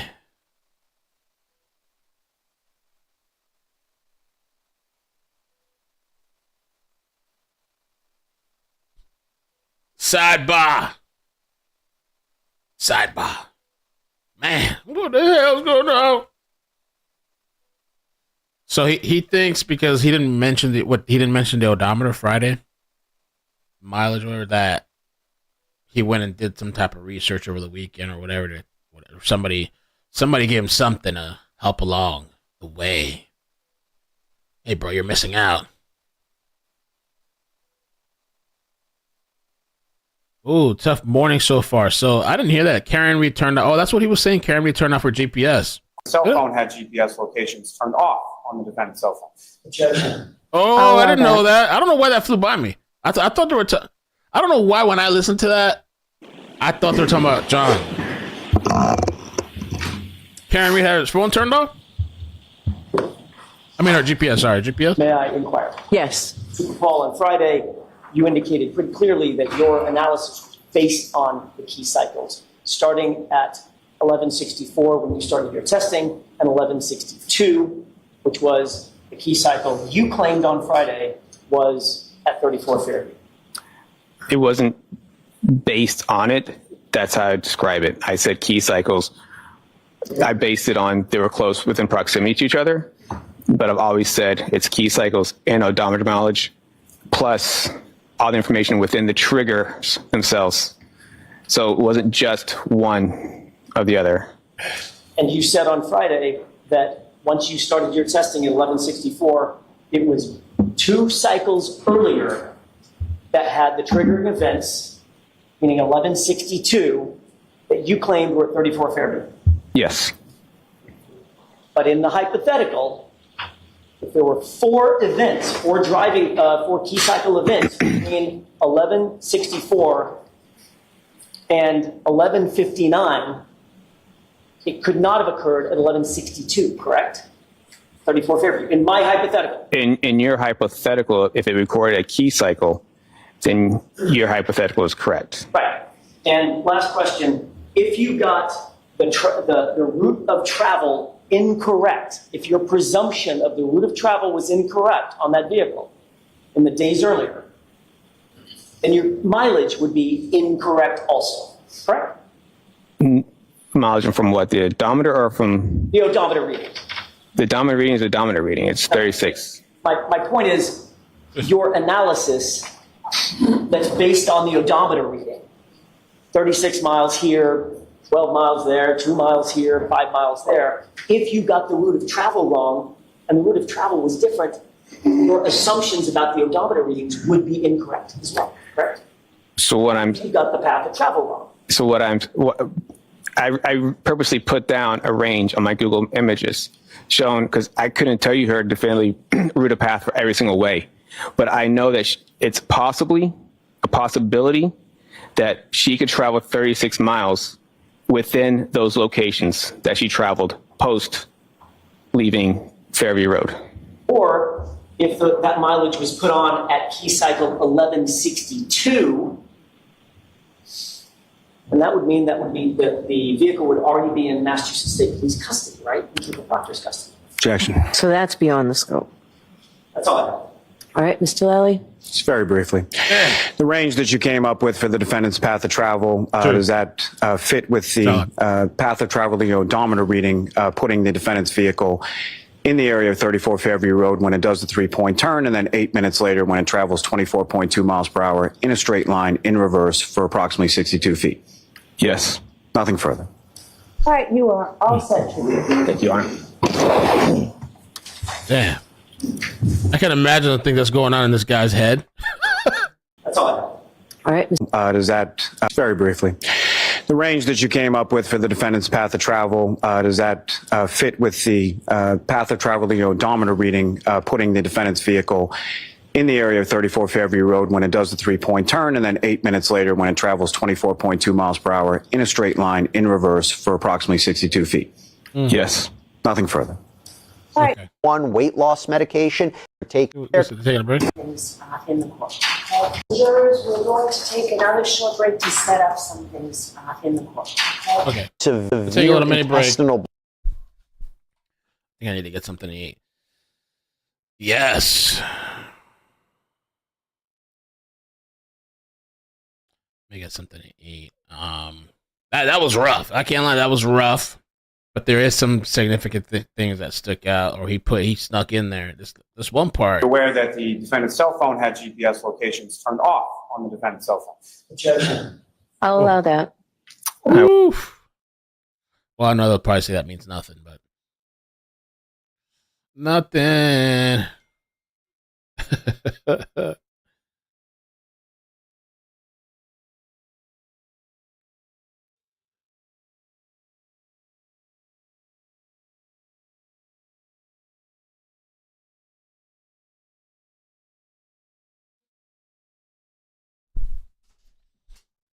And the last thing mentioned in 24 miles in reverse. That's the only thing. I'm surprised that he didn't just throw up the data one more time to remind people. But I guess he last second, last minute, last whatever inning, quarter, he mentions it at least, because I thought he was going to pull up that chart again. I thought that was so good. But I mean, I don't know. The defense did a good job of trying to bloop bloop bloop bloop bloop bloop bloop bloop bloop bloop. Because he based that time, I guess, of reversing the location based on the mileage on the car, I guess, the odometer. But the defense was trying to argue, well, what if she took a different path? Would that change the location? But honestly, even if it changed the location even by a couple of feet or a block or two, whatever, where's she reversing 24 miles an hour? What any other time has she reversed according to the speed on this data? Has she done that any other time? I know they just showed well, actually, there might have been. No, there's not. Well, I think I was blocking this event. I'd have to go back and look at it. There's one time here, it looks like 26. I don't know how you do 26. 21. I don't know if I'm looking at that correctly. The defense would have used that too, though. This guy was tough. He was God. Teresa says I always have my GPS on my cell phone turned off. I used to always have it turned off. Mine's always on now, but especially back in the day, like they would say you can save power like that, especially with the older phones. I mean, you still would save power now, but I feel like, I don't know, the efficiency of the newer phones have come such a long way. And then some apps, I just have it set to only GPS when I use it, type of thing. So it's not constantly whatever, but on my phone right now, it's on.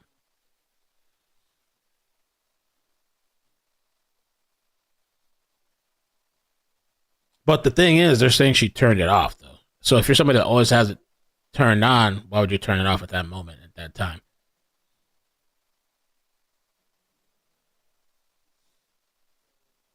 No, they're just taking a little mini break. Oh, Sam Switch says she turns off her phone when the GPS when the phone is dying. I feel like with him, and honestly, maybe I could probably use this myself, but maybe he should take I don't know if that's possible, take a speech class or something. That would probably help him out, maybe for testimony or public speaking. It's got to be a lot of pressure. I'm not trying to take that away from him, but like when it's so important, people's like lives are hanging on the line type of shit, you might have to figure out something or get some Xanax. I don't know.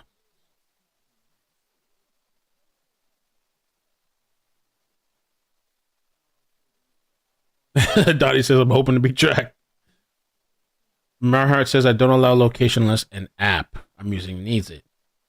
I try to limit that too. Like, if I install an app, I'll try to set, like, especially Facebook, there's some setting you got to go in there to turn, like, they automatically, I don't know if it's Messenger or something, they automatically either have your location out or that they try to share it with other friends or something that, like, they'll let people know in your friends list, Messenger. There was some weird thing. I try to turn that off, those little weird track things, trying to whatever.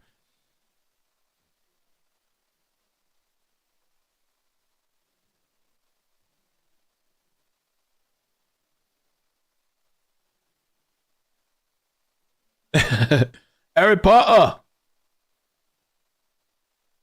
Let me see. Splash. I gotta get up. But Splash Pad shooting. They still didn't release the identity of this guy. I don't think.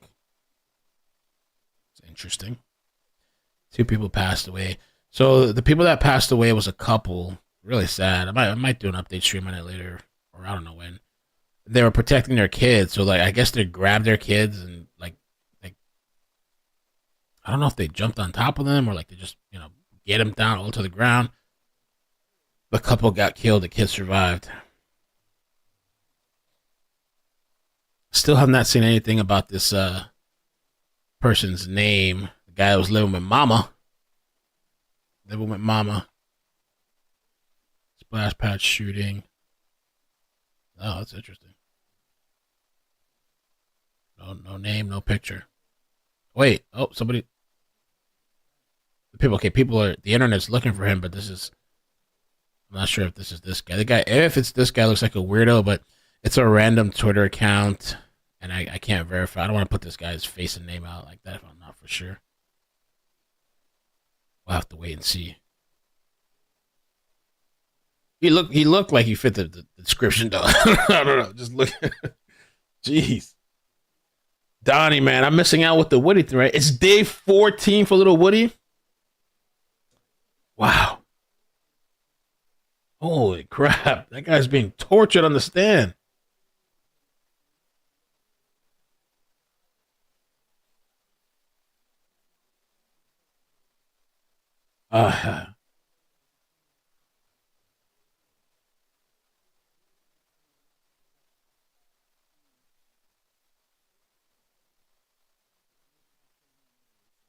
That's what I heard, Sherry. I wasn't sure about that. That's what one of the names I saw.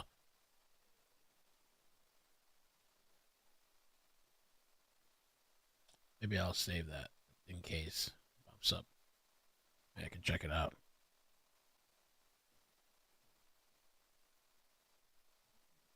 Oh, okay. There's some off websites.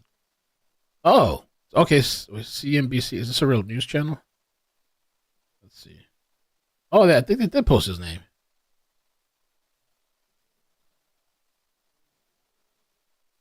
Neighbor describes a scene. Okay. Yeah, that's this article. Detroit News says Michael William Nash. Okay. I don't know if this picture is him. We have to see if we can find a picture. All right, I'm gonna step away for 1 second. I'm gonna use the restroom and see what's gonna be for lunch. I wonder who the next witness is gonna be. That's what I'm wondering too, Darcy. Who's next?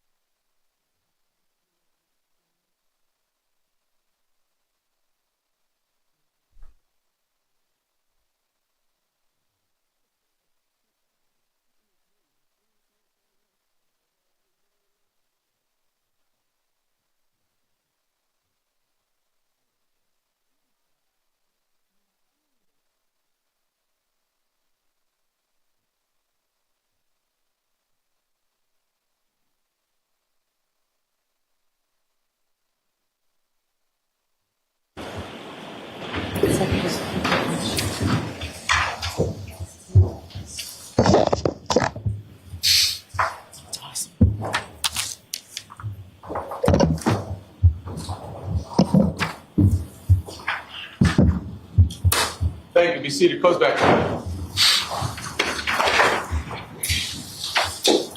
All right, your next witness, please, Mr. Lally. Yes, Your Honor, the Commonwealth call Mr. Ian Whiffen to the stand. Okay.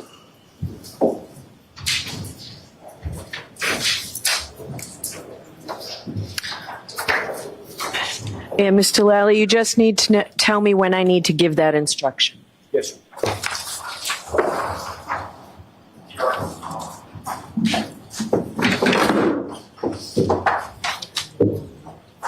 Okay.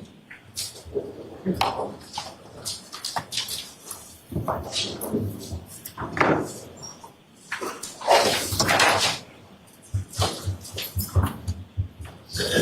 can step right up and walk this up for me. May stand and face the clerk. Just raise your right hand, please. Do you solemnly swear that the testimony you shall give to the court and the jury in the matter now pending shall be the truth, the whole truth, and nothing but the truth, so help you God? Sorry, I'd rather with that. Okay. Do you solemnly affirm that the testimony you shall give to the court in the matter now in hearing shall be the truth, the whole truth, and nothing but the truth? I do. Thank you. Good morning. Good morning. Whenever you're ready, Mr. Lally. Good afternoon, sir. Good afternoon. And if it's at all helpful, that microphone before you is adjustable. You can put it in any direction you wish. Just try to keep your voice up, okay, sir? Thank you. Now, sir, could you please state your name and spell your last name for the jury? Yes, it's Ian Whiffen. So IANWHIFFIN. And what is it that you do for work, sir? I'm currently the decoding product manager at Cellbrite. And what is Cellbrite? Cellbrite is one of the world leaders in mobile forensics software. And when you say forensic software, can you explain to the jury a little bit about sort of what is forensic software and how is it used, specifically your Cellbrite? Yes, so forensic software is used to gain access to people's devices, cell phones primarily, to extract that data and to allow examiners to parse and decode that data to make sense of it in a more user-friendly way so that a report can be created for investigators.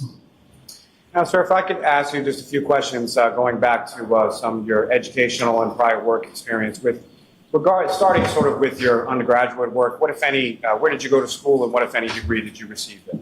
Okay, I didn't get a degree. I'm originally from the UK, where I did qualifications in computing, a higher national certificate in computing, and then joined the police in 2004. And what department was that, sir? That was response work, so South Yorkshire Police as a response officer. And where did you go from there?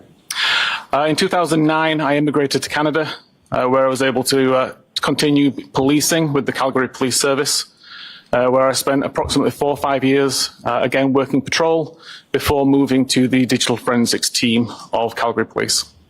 And with respect to moving to that digital forensics team, what, if any, specialized training did you receive in regard to that area? So once I had made it into the digital forensics, I was sent to Ottawa for 3 weeks to do a foundational computer forensics course, covering all manner of digital forensics to begin with. Throughout my 8 years with Calgary Police, I did constant courses each year to keep information updated, including a 2-week course, again, at the Canadian Police College in Ottawa, specifically about cell phone forensics. And then also during that time, additional courses for extracting data for interpreting internet artifacts or any other kind of information found on a phone or computer. And following that, where did you go from there, sir?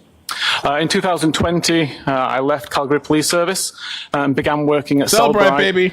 as the senior digital intelligence expert, where I would use my knowledge of the forensic community to assist the developers with creating and maintaining a program that examiners would want to use. And finally, about 2 years ago, I moved to the decoding product manager position.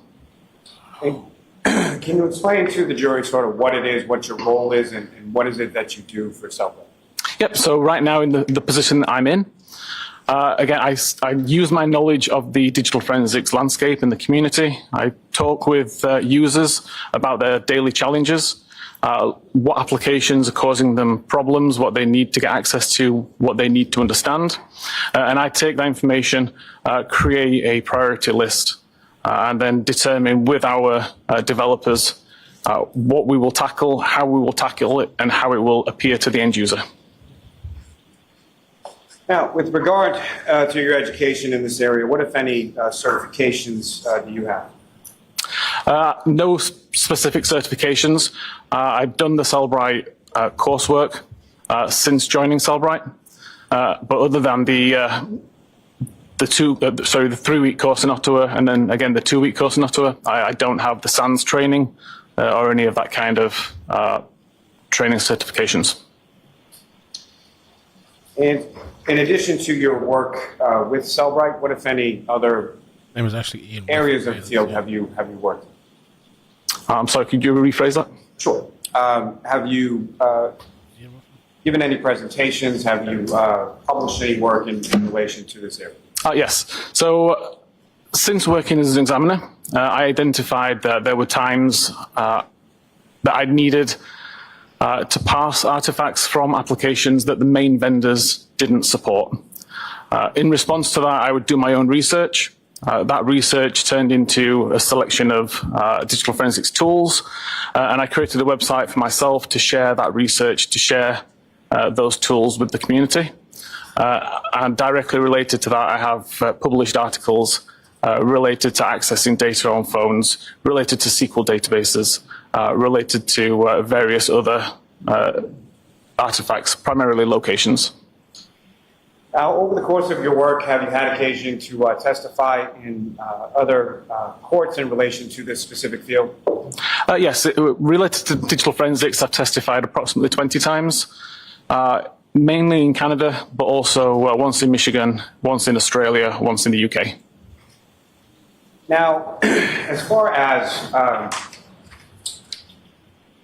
questions that come into your company with relation to interpretation of data, other sort of general forensic questions, what parts of the world do these questions come in from, and how widely used is your product?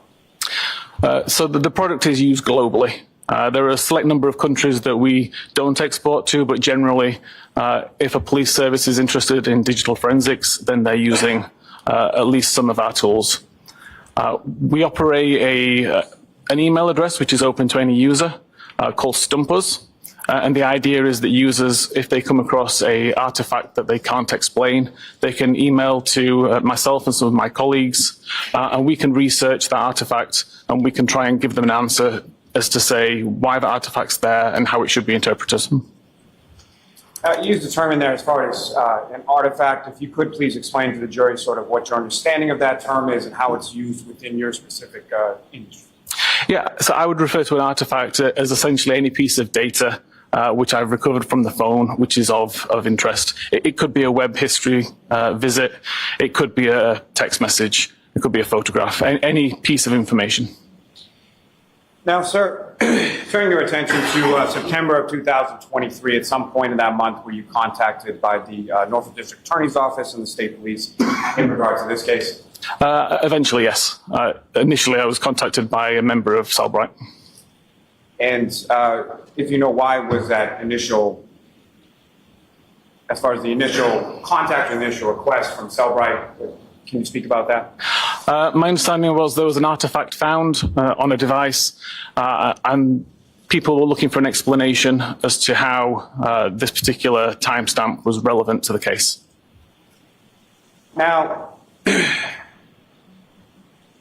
if you could explain to the jury sort of what you, what were you provided and what were you asked to look at? So the original question is just basically how can we explain this 227 timestamp? I spoke to my colleague and requested if he could contact the investigators and any information that they could share about where this particular timestamp was found so that I could investigate it. I was advised at that time that the case had already been uploaded to our own support network, so the full extraction of the device in question was already in Cellbrite's possession, and I was able to access it from there and start to examine what the issue was that was causing the confusion. Now, with reference to this issue, can you describe to the jury, just in general terms, sort of what this issue was? Yes, so the issue, as I was led to believe, is there was a timestamp for a web history artifact of 2:27 and 40 seconds AM local time, which would be UTC-5, and it didn't make sense to the investigators. And the question was, is there any other interpretation for what this timestamp could mean? And so essentially you were asked to explain the timestamp and how it came to be, correct? Correct. And as far as this particular issue, has this arisen in other instances? Have you been asked the same question or similar questions in regard to this type of artifact?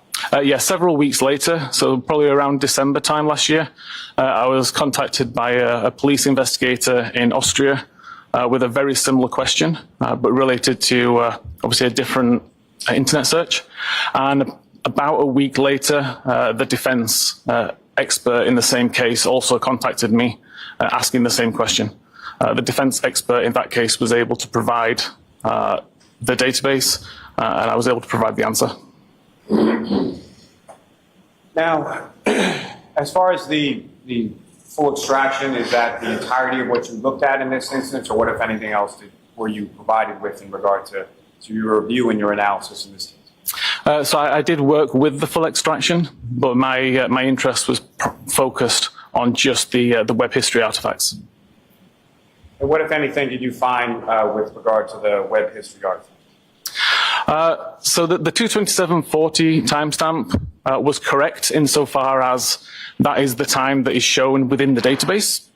It was indeed a deleted record, but the interesting thing was why the timestamp said 2:27:40, and I did some testing on this and discovered the reason why 2:27:40 was actually listed in the database, even though that's not the time, in my opinion, that the search was conducted. And what is your opinion as to when the search was conducted? There's plenty of other evidence on that extraction that shows what activity was occurring at 2:27 and 40 seconds. And there's plenty of evidence later on in the day that shows that that particular search was conducted at 6:23, I believe 51 seconds, and then a similar search at 6:24 and 18 seconds, I believe. And before we get to that, Your Honor, may I approach? Yes.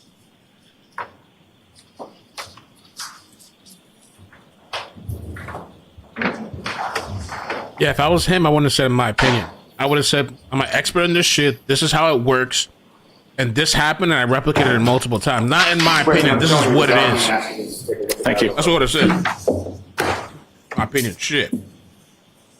Well, there's gonna be people that disagree, but I wouldn't be saying that. Yes. Do you recognize that, sir? I do, yes. What do you recognize that to be? This was the internet history, the history.db database table showing activity from the morning of the 29th of January 2022. May I approach again, Your Honor? Yes. I'll seek to introduce and raise the next exhibit. No objection. Okay. It's 14.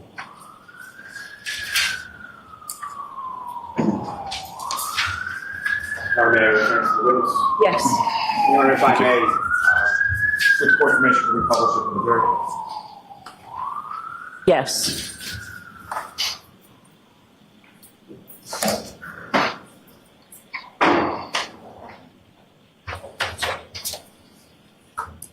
Or may I approach just to retrieve? Yes. No, it's my fault.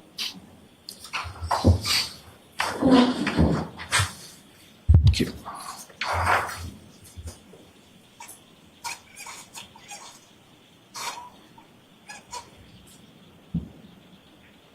Now, Mr. Whitman, do you recognize what's up on the screen now as the exhibit you have before you? I do, yes. And Mr. Whitman, there should be a laser pointer on the desk next to you.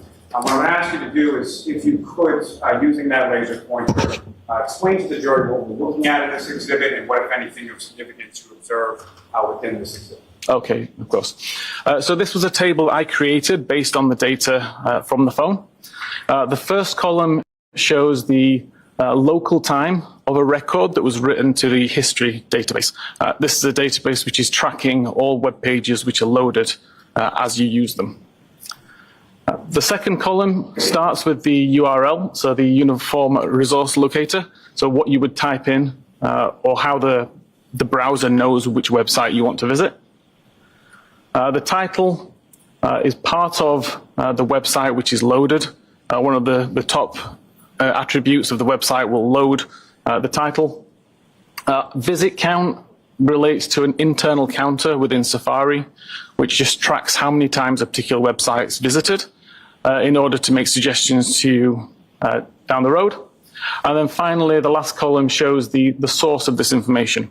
So history.db is the name of the database, history_visits is the name of the table, and then the number is the unique identifier, which is assigned to that particular record in consecutive order. So every time you add a new record, that number will increase by 1. Hey, Mr. Whippet, probably a couple of foundational questions that I should have asked you first. My apologies. With respect to the cell phone extraction that you were provided, that was from a individual named Jennifer McCabe, is that correct? That's my understanding, yes. And fair to say you don't know Jennifer McCabe, never met her, don't know anything about her? Correct. And as far as a extraction is concerned, if you could please explain to the jury sort of what your understanding of that is. What is an extraction? An extraction in this case, all of the files and folders had been extracted from the device, saved on a computer in a zip file container. So essentially in a way that is as close to the original from the device as possible. And again, what is your title specifically with Cellbrite? It's Decoding Product Manager at the moment. And so what, if any, relation does what you do have with relation to an extraction and how that's, what's sort of the relationship between what you do and a Cellbrite extraction? So once the extraction's been extracted and we have the zip file, then Physical Analyzer is the tool that Cellbrite creates to allow examiners to look at that extracted data in a meaningful way. And my role is somewhat shaping how examiners will see that data when they open up Physical Analyzer and look at the extracted data. And how does your role play into that? What is it that you do that what, if any, relationship does what you do have to do with how examiners will view something from the Cellbrite tool? Again, so after being an examiner for 10 or 11 years, I've got that kind of understanding of how examiners work. Being someone who also writes my own software and does my own research, then I can kind of cross that void that usually exists between developers and examiners and help both parties try to come to a meaningful conclusion. Ms. Gilman, if you could shrink that just a little, or zoom out a little. Now, again, Mr. Whiffen, if you could, using that laser pointer, direct the jury's attention to what, if anything, of significance you've observed depicted in this particular case. Yeah, so the lower two records, which are highlighted in green, are two records which occurred at 2:27 and 42 seconds local time. So 2 seconds after the Google search had allegedly been made. And then the second record is 5 seconds after that at 2:27, 47 seconds. Both those URLs relate to a website of hokamocksports.com. Oh.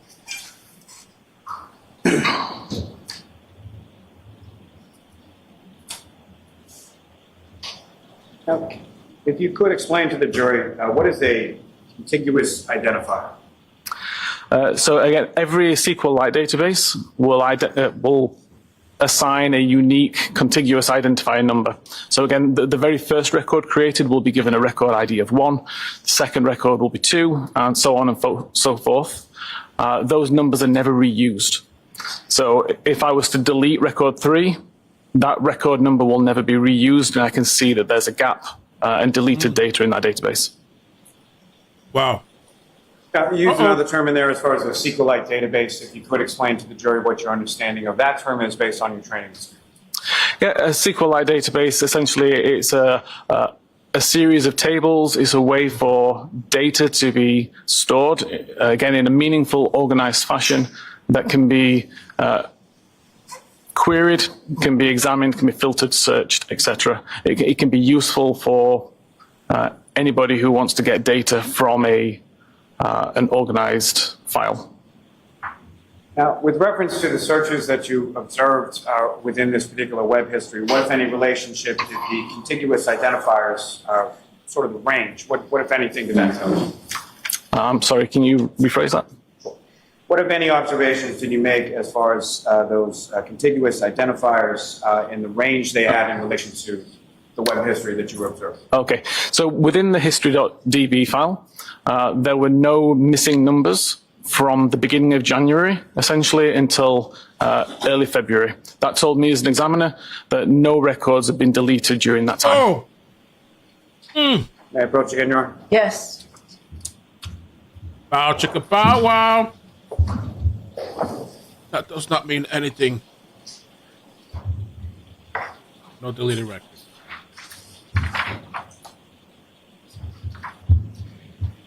Uh-oh, cell bribe coming through. That one back. Thank you. Recognize that, sir? I do, yes. What do you recognize that to? This is the browser state record, which identified a search at 2:27:40 a.m. May I approach again, Your Honor? Yes. Almost. We have no objection. Okay.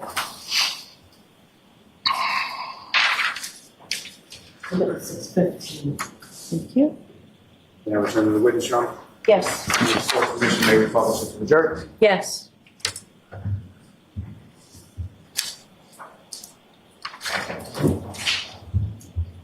Counselor, directing your attention to the screen, is that what you have before you as the next exhibit? It is, yes. And if you could explain to the jury what we're looking at in this exhibit, Oh my God. information you're able to sort of glean as a forensic examiner with relation.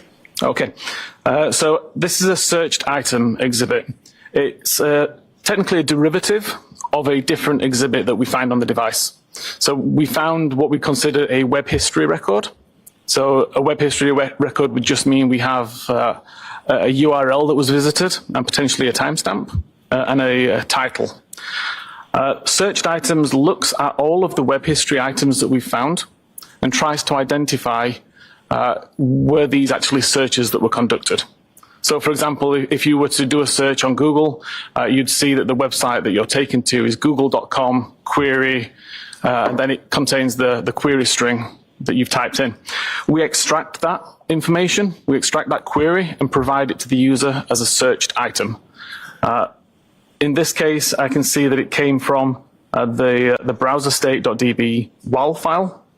The search query itself was host long to dying cold, and it shows as a deleted record. Now, with respect, I think you've used a couple of different terms within that as far as a knowledge C database. Can you explain to the jury what that is? I don't recall saying knowledge C, but I can explain what knowledge C is in this case. Yes, the knowledge C database is at the heart of iOS. It stores lots of information about the activity on the device at any given time. Things like when the backlight's turned on, when the device is unlocked, what application is in focus at the time and how long it's in focus for. And important to this case, which website's on screen at any given time as well. When you say when a website is in focus, can you expound upon that as far as what exactly do you mean by when you say in focus? So in terms of iOS itself, when it's in focus, it would be the primary item that's visible on screen. So with iOS, you can have applications in the background that you aren't using, but the one that you are currently using is considered in focus, taking up the entire screen. I believe you had used the term as far as a browser state DB, is that correct? Correct.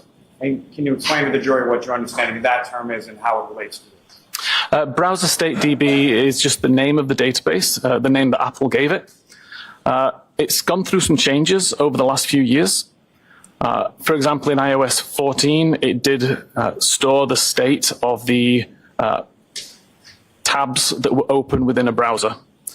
In iOS 15, there was a significant change, and the only time that records were written to the database is when the tab was closed. So a significant difference in that it doesn't show you what's currently open, it only shows you what's previously been closed. Now, this search here, what, if anything, did you observe as far as this record in relation to the history DB related to the search? This record is not mentioned at all within the history.db database. And what, if any, missing records from this time frame did you observe either? There were no missing records in the history.db database. Within this time frame, within the browser state database, there were 3 deleted records. When you say deleted records, as far as your self-rights tool is concerned, what exactly does deleted mean? These are records that have been deleted, not necessarily by the user, potentially by the system, but they are considered deleted records that we're able to recover. What are some of the ways that something might be deleted by the system, and which are you talking about the phone, or are you talking about your tool? The phone. Our tool is designed as a forensic tool. It's not going to edit, delete, or affect the data in any way, just present what is in the extraction. But there are multiple times on an iOS device or an Android device where cleanup essentially happens, and we start to lose data after a certain amount of time. Now, with respect, let me just ask this for a moment. With respect to Cellbrite, as far as the tools, have there been a variety of different versions of those tools as far as conducting that forensic extraction? Yes. So Cellbrite Physical Analyzer has been available for approximately 12, 13 years in various versions. And what, if any, differences are there between, in general terms, between, say, an older version versus a newer version? Obviously, in the digital forensics landscape, whenever a provider creates a new feature, we have to change our code to adapt to what they've now introduced. There can be research that's been done, so we now learn new things, and we add support over time. So something can be supported in this new version of Physical Analyzer that may not have been supported or even existed in a previous version. Now, with respect to your work in this field, what, if any, tools have you designed and or created or something to conduct this type of work? Aside from Physical Analyzer? Yes. Okay, so I have my own tool called Artex, which I've been working on for around 5 years. Since being an examiner myself and struggling to parse any particular application that I needed. So I started to write my own tools, and that's the one that is one that I still maintain on the side in my own time, partly for my own knowledge, but partly because I think it still introduces some fantastic features which aren't available in any other tool for research purposes. So yeah, I continue to write this tool to this day. And could you just say the name of the tool? Artex. A-R-T-E-X. Thanks. Now, with regard to the situation depicted in the exhibit up on the screen, what are some of the reasons why this may occur, or why this may read as it does? Sorry, is it deleted? Yes. Oh. The record itself has been deleted. As I said, the reason why it's deleted, through my testing, I've only found 2 ways that kind of record can be deleted by the user. And I don't believe either of those ways was actually utilized on this device. And what are those 2 ways? The user has the option to selectively delete history items. So you can delete either one at a time, or the entire day's content, or the last 2 days' content. Or you can delete all content altogether. Now, if all content had been deleted, we wouldn't have found any information on this phone at all related to web history, so I was able to discount that one quite quickly. And I guess alluding to what you just said, why is it that you don't believe that either of those 2 methods of user deletion occurred in this context? Objection, may we approach, please? I'm sorry? I said objection, may we approach, please? Okay. One approach. What he's saying, I think some people are not understanding the data that he's interpreting and saying. that 227 search was for something completely different. It wasn't for how long to die in the cold. It was for Hawk Mock. I think it was Hawk. Oh, no, not Hawk Mock. I think it was Hawk Mock Sports. It was something completely unrelated. Those tabs, is what they're saying. Those tabs were left open the way the old operating system on Apple worked. For some reason, the tabs were left open at 6 something in the morning when it was searched by Jen. Whether you believe Karen told her or whether you believe she just searched it on her own, that's when the searches actually happened. Because the tabs were left open, I guess in the window, they're saying it deleted this 227 search. It's weird. I understand that. It seems like something in a system, but he's saying that search did not happen at the time because I guess she used the old tab. I don't know if the system was like correcting itself by deleting it.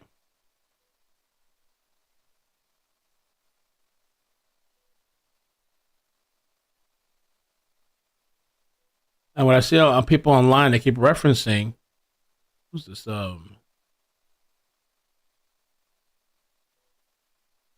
guy's like misinterpreting stuff too. Who's this? This is a reporter. He said, "Here's a record that shows a Google search related to how long died in the cold has a timestamp."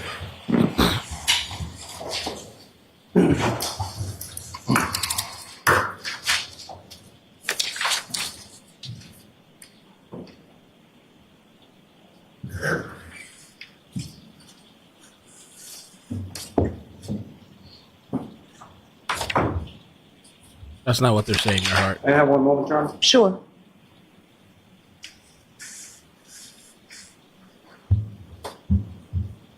Mr. Whiffen, moving on from that for a moment, may I approach the witness, John? Yes.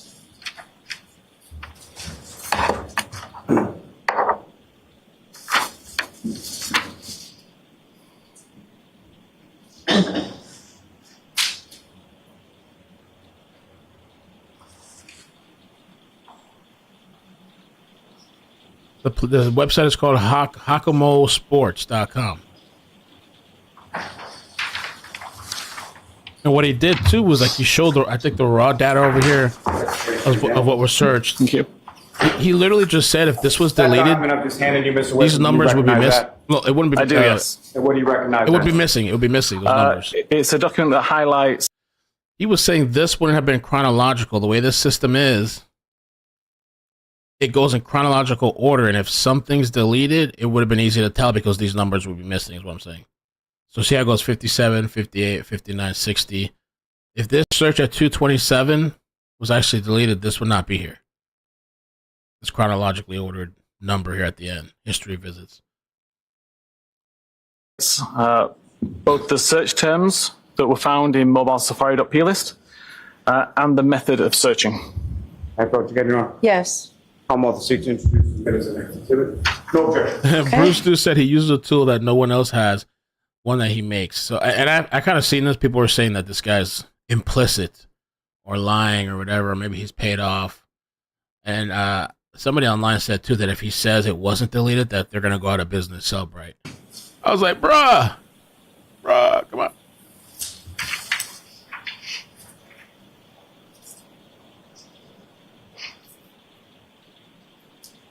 Uh-oh. Cellbrite is an Israeli digital intelligence. Uh-oh.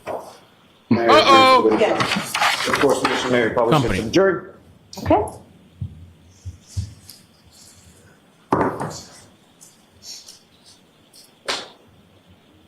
And Mr. Whiffen, do you recognize what's up on the screen as the next exhibit? I do, yes.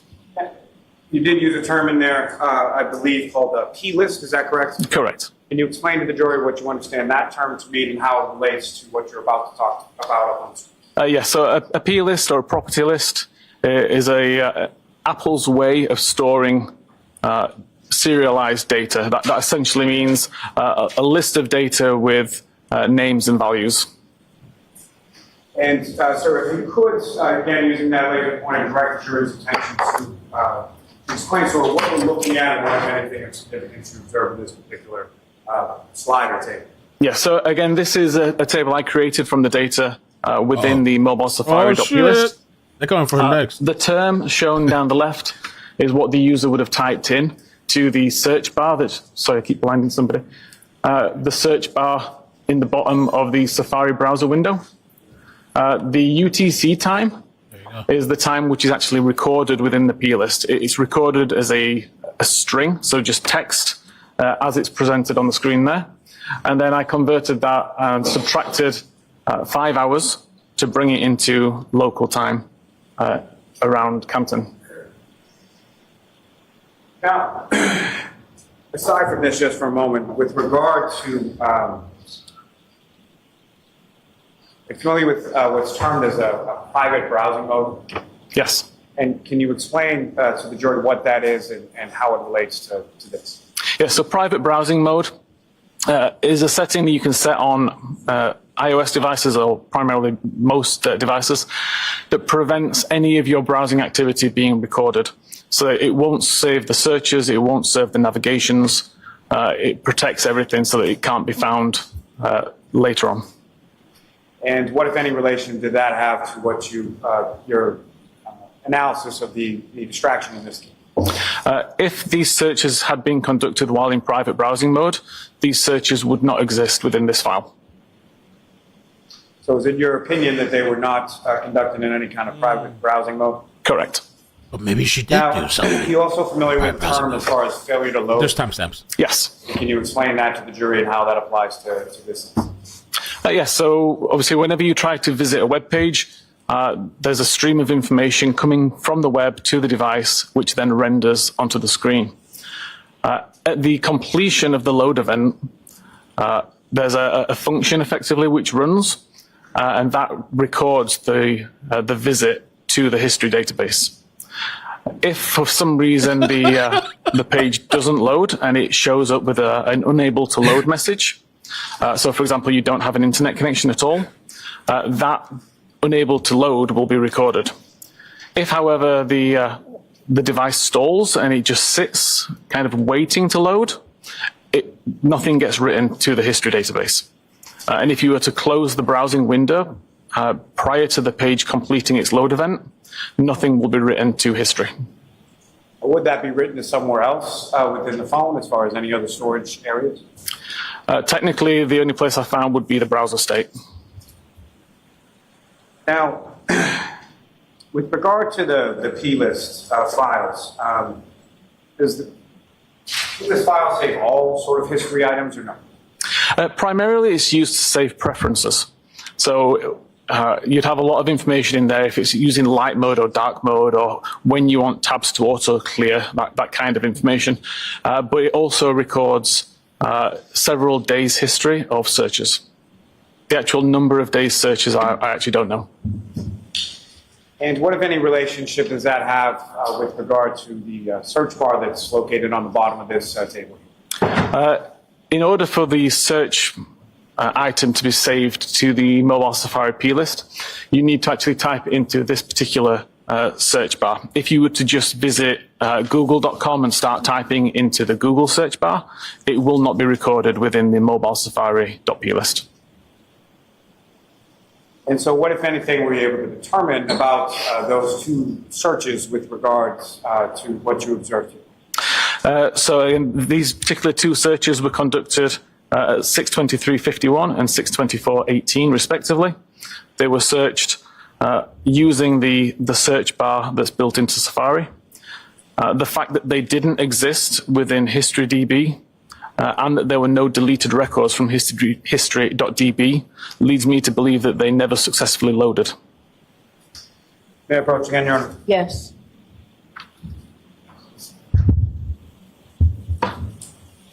Yeah, I forgot. There was this old tweet that someone replied to where this YouTuber said, I'll see if I can find it. The YouTuber said, the expert will not testify that the 227 search did not happen. Only that 624 search did. Mark my words. And somebody just replied. This is a tweet from May 22. Somebody just replied now. So both experts testify that the search wasn't done at 227, but was done at 623, 624. Are you ever writing on anything? And this is somebody, this YouTuber that's been kind of going at me. But like I've realized, I think a lot of these people just have been done assumptions a lot of assumptions and assuming, and I don't know.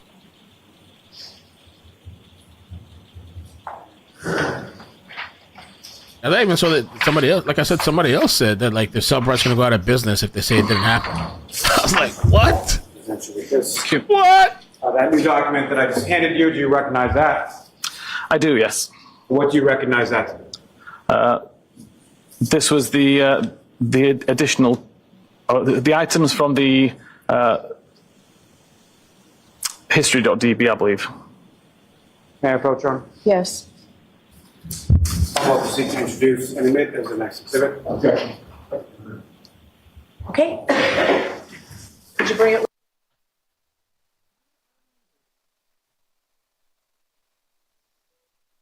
Well, it's finally the Subright guy's on the stand. I've been waiting to see this guy. Interesting so far. Oh, it's almost lunchtime, too. Almost lunchtime. I thought that was hilarious. Folks was like, if God testified, they'd say he's in under 2.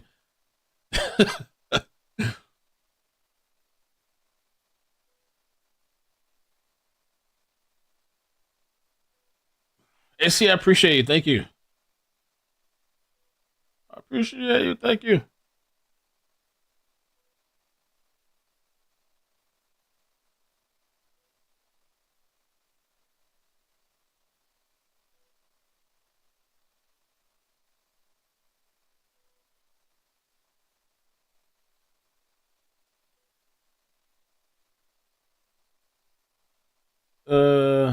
If your Karen was you, your kid's family said it would be flipping. Would y'all be flipping? What does that mean? You are unmuted.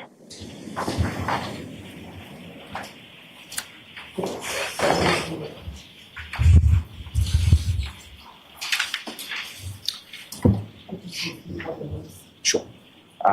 May I return to the witness? Yes. I'm sorry, Mr. Whitman, if you could just repeat exactly what that is in the next exhibit. Yeah, so it's a comparison between the search terms found in the P list, so the mobile Safari P list, and the search terms found within the history.db database.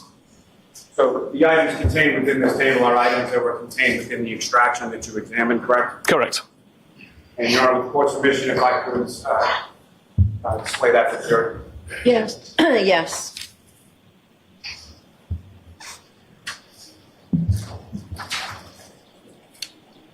Okay, let's see. Mr. Whitman, if you could, again, using the laser pointer, just describe to the jury what we're looking at in this table and what, if anything, is significant between sort of the two sources of information depicted here.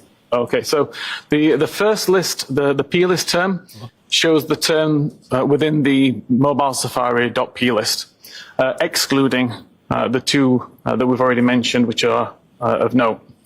And the first timestamp column shows the timestamp according to that P list. The history item shows the search term as recorded in the history database. And then we have the timestamp as per the history database. So the purpose of this document was to show that we have a search for Raining Men and a history item related to the Google search for Raining Men, and they show within a second of each other. Again, the next one down, Antoinette Ock and basketball, and the associated Google search. And again, the timestamps are within a second.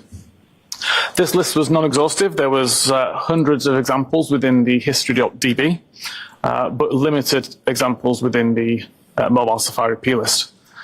And as I mentioned, the two searches of interest, the how long to die in the Kikdi and how long to die in the cold, didn't exist within the history.db at all.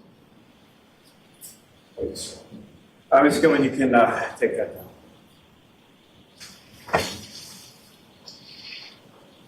Now, sir, if I could ask you just a little bit now about the browser StateDB.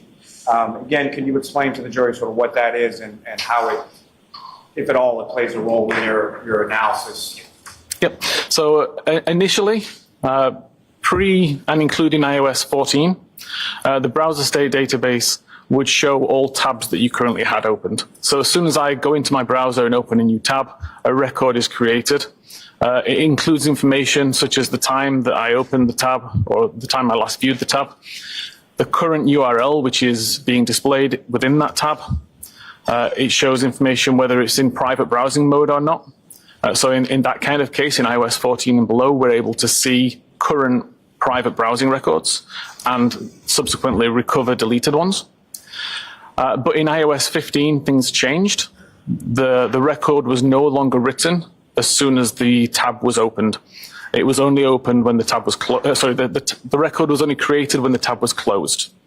That meant that our ability to recover that kind of history was significantly lower. It means that it no longer makes use of the private browsing field because now private browsing records simply are never written to that database. So now we can only really see a list of all of the tabs that have been closed, not which are currently open. Now, with regard to the browser state DB, is there something referred to as a last viewed timestamp? There is, yes. That's one of the fields within the database. And can you explain specifically with relation to that field, sort of what kind of information is kept there and what it means? Yeah, so from my research based on this, that timestamp relates to the time that the tab took focus. So that's either when the user creates the brand new tab, when they switch between tabs and bring a tab back into focus, when they close a tab, which automatically brings one of the background tabs into focus, or if Safari has been completely closed and reopened, that essentially acts like almost a new tab, and the timestamp gets updated at that point. Can you explain how an earlier timestamp could be associated from, say, tab is open, something is done, tab is closed, tab is reopened, something else is done, how that earlier timestamp could then be associated data-wise with the subsequent search?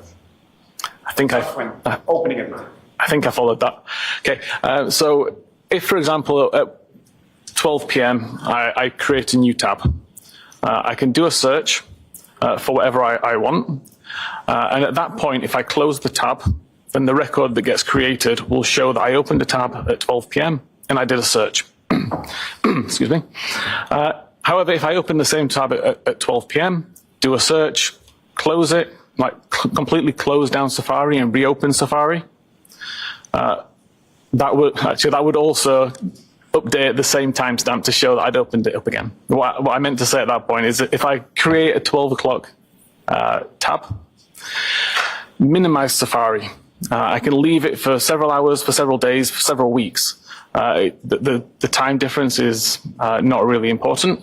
When I come back to it and open up Safari again from a background state, the timestamp is not updated. So it will still show 12 p.m. today, and it will show whatever my most recent navigational event is. So I can search for something in 3 weeks' time using the same tab I opened today, and the timestamp will show today's time.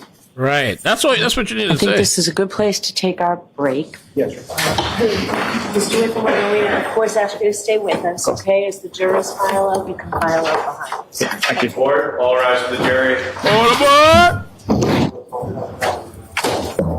This case is controversial. And could I see counsel regarding timing, please? Yes.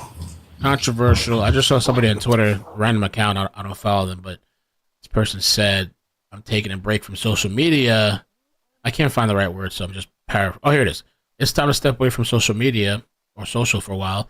I'm not even following the Karen Reed trial. I keep getting pulled into the insanity on both sides. People care more about a stranger and are willing to show their whole tail end than seeking justice for a man that is dead. So some people having to turn away. It can be rough. Twitter can be a really rough online experience sometimes, maybe. People feel really strongly. Kimmy says Jen could have changed the time zones on her phone. Maybe that's what the defense is going to try to bring out. I thought they mentioned that with some witness or something. Or was it Jen? Or there was some witness they were trying to bring that up to the defense. But like, oh, did you know you can change? Was it the cop they were telling that to? They were telling that to somebody. And I didn't even know that. I mean, I knew you can change your time zone, but I didn't think that it could change your text messages. I mean, I guess it makes sense. I just would have never thought to do that. And so we started testing it out over here streaming.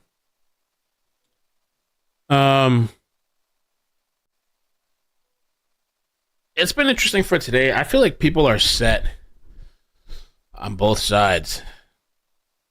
So it doesn't matter what they see, I think. Not fully everybody. You know, I've shifted. I feel like you're probably going to disagree, or some people might disagree. I feel like I started out in the middle, and some people were telling me online, well, you didn't do the research, and you did this and that, and whatever. And when I started, I read a few things. I didn't do the research, and my reply to some of these people is that, well, I mean, do the jurors do research? They're not supposed to research the stuff. Do they do research? They're going off of what's presented in the trial. But I did look at some court documents, and I have been learning more throughout the trial. And I've obviously leaned way more one way after several weeks. You know, especially I think like the last 2 weeks. And especially with the technology stuff, I totally believe this guy. That could happen, and Apple updated the thing in their system. I guess now maybe it doesn't show that. But the tab can stay in a suspended state. So if you don't fully close it out. So I guess what he's trying to say is that this tab was in a suspended state. And a search did happen, but that search didn't happen at 227. It was actually at 603, 604. So when she reopened the suspended tab at a later time, it showed as if like it was at that time, and I guess it caused a deletion. Let me see what Carly said. 1,000, the search happened. However, the time is, the system does like a deletion thing. However, the time is based on when the tab is opened, not when the search is conducted. That's kind of maybe the easiest way to explain it, I guess. The time is based on when the tab is opened, not when the search is conducted. I mean, we've had some really, well, I don't know about this other guy, Trooper Paul, or whatever his name is. I don't know about him, but yeah, kind of, I don't know. But Jessica Hyde was amazing. This guy so far is pretty good. We'll see if the defense can shake him. I'm curious to see what the defense is going to do. Down break. There's been 2 witnesses. 227 completely destroyed twice by 2 witnesses. Now the people are saying that their defense is going to bring out a witness to say that it happened. I don't know how the defense is going to have a more credible person than the person that's involved with Cellbrite, the actual system of extraction. But we'll see.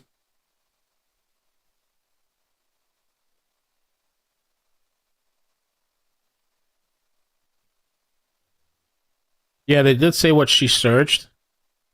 It was, I just had it up. Hako mock sports. That's what she said on the stand. It's like a hockey thing, a hockey team thing. She said she was looking it up. Hockey sports.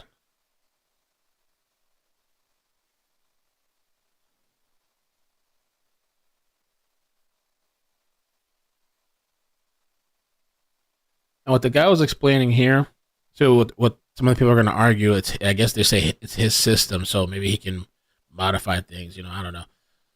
But he explained this too, this 227 search. And they have this history tracking thing. So even if if these 2 were deleted at 227, this chronological number would be missing. It would go 31457 and then jump to 3146. Instead of 31457, 31458, 31459, 31460, these 2 would literally be gone, and then you'd be able to count and be like, whoa, okay, this shit's missing. What's going on here?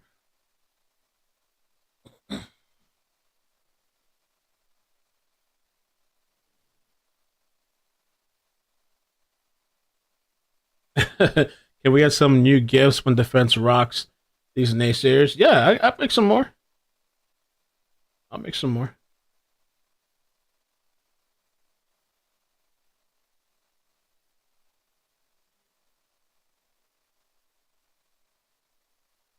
Jen first says she searched this by Googling it on her cell. She wouldn't have known about tabs because she wouldn't have been on her laptop. Everyone seems to be buying. I don't take that as a Jen excuse. I think that's even more credibility to that story. How would any of us, Jen or anybody, know that like the suspended tab would be something and whatever? Like how could you even like plan or work around that? You would just be somebody to be like, what the fuck? They're saying I did this at 2, then I never did that at 2. I was searching something else.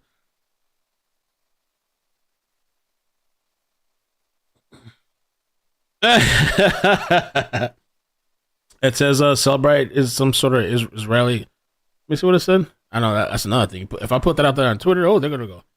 That's it. It says is an Israeli digital intelligence company. That provides tools for federal, state, and local law enforcement, as well as an enterprise companies and service providers to collect, review, and analyze managed data.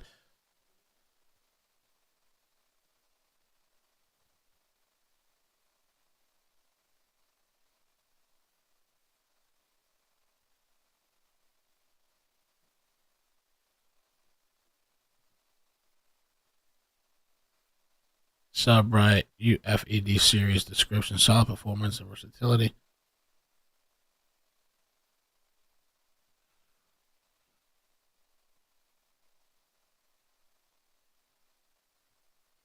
Well, maybe the cops paid some money.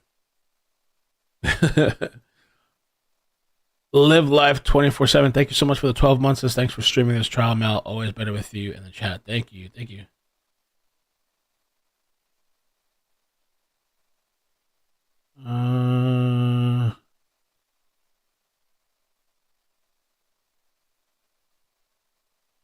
Damn, Lundy. I didn't even hear what time they're coming back. Anybody hear what time they're coming back? Let me try to skip to it. You are unmuted.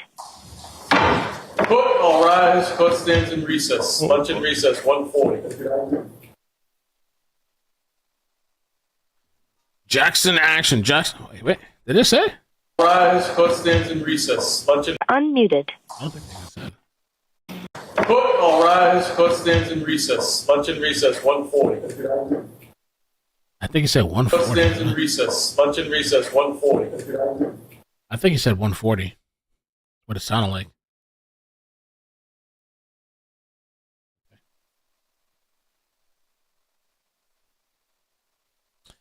This is going to be interesting. Yeah, I'm locked into this case, man. I'm somehow locked in, bruh. I am locked in, and I really would. I don't know how long this thing's going to take. For better or worse. And hopefully there's peace after. Hopefully everybody, we can find some peace. And love. All right, I'm gonna set up a new stream. And I'm gonna take a little break, just relax, because I'm actually not feeling bad though, but I'm just gonna try to keep resting up when I can. In case something's coming. I don't know if I'm gonna get sick or not. Hopefully not.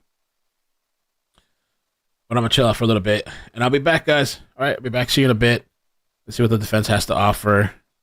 And we need to try to find out about. I'm sure the judge will today. At the end of the day, she'll tell us what days. Wednesday's no trial for sure. Juneteenth. And I don't know. I forgot what else she said.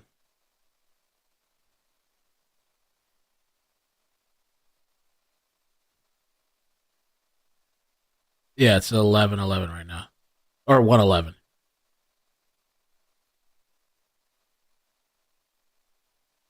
That's true. I agree with that. All right, guys. I'll see you in a bit. Thank you.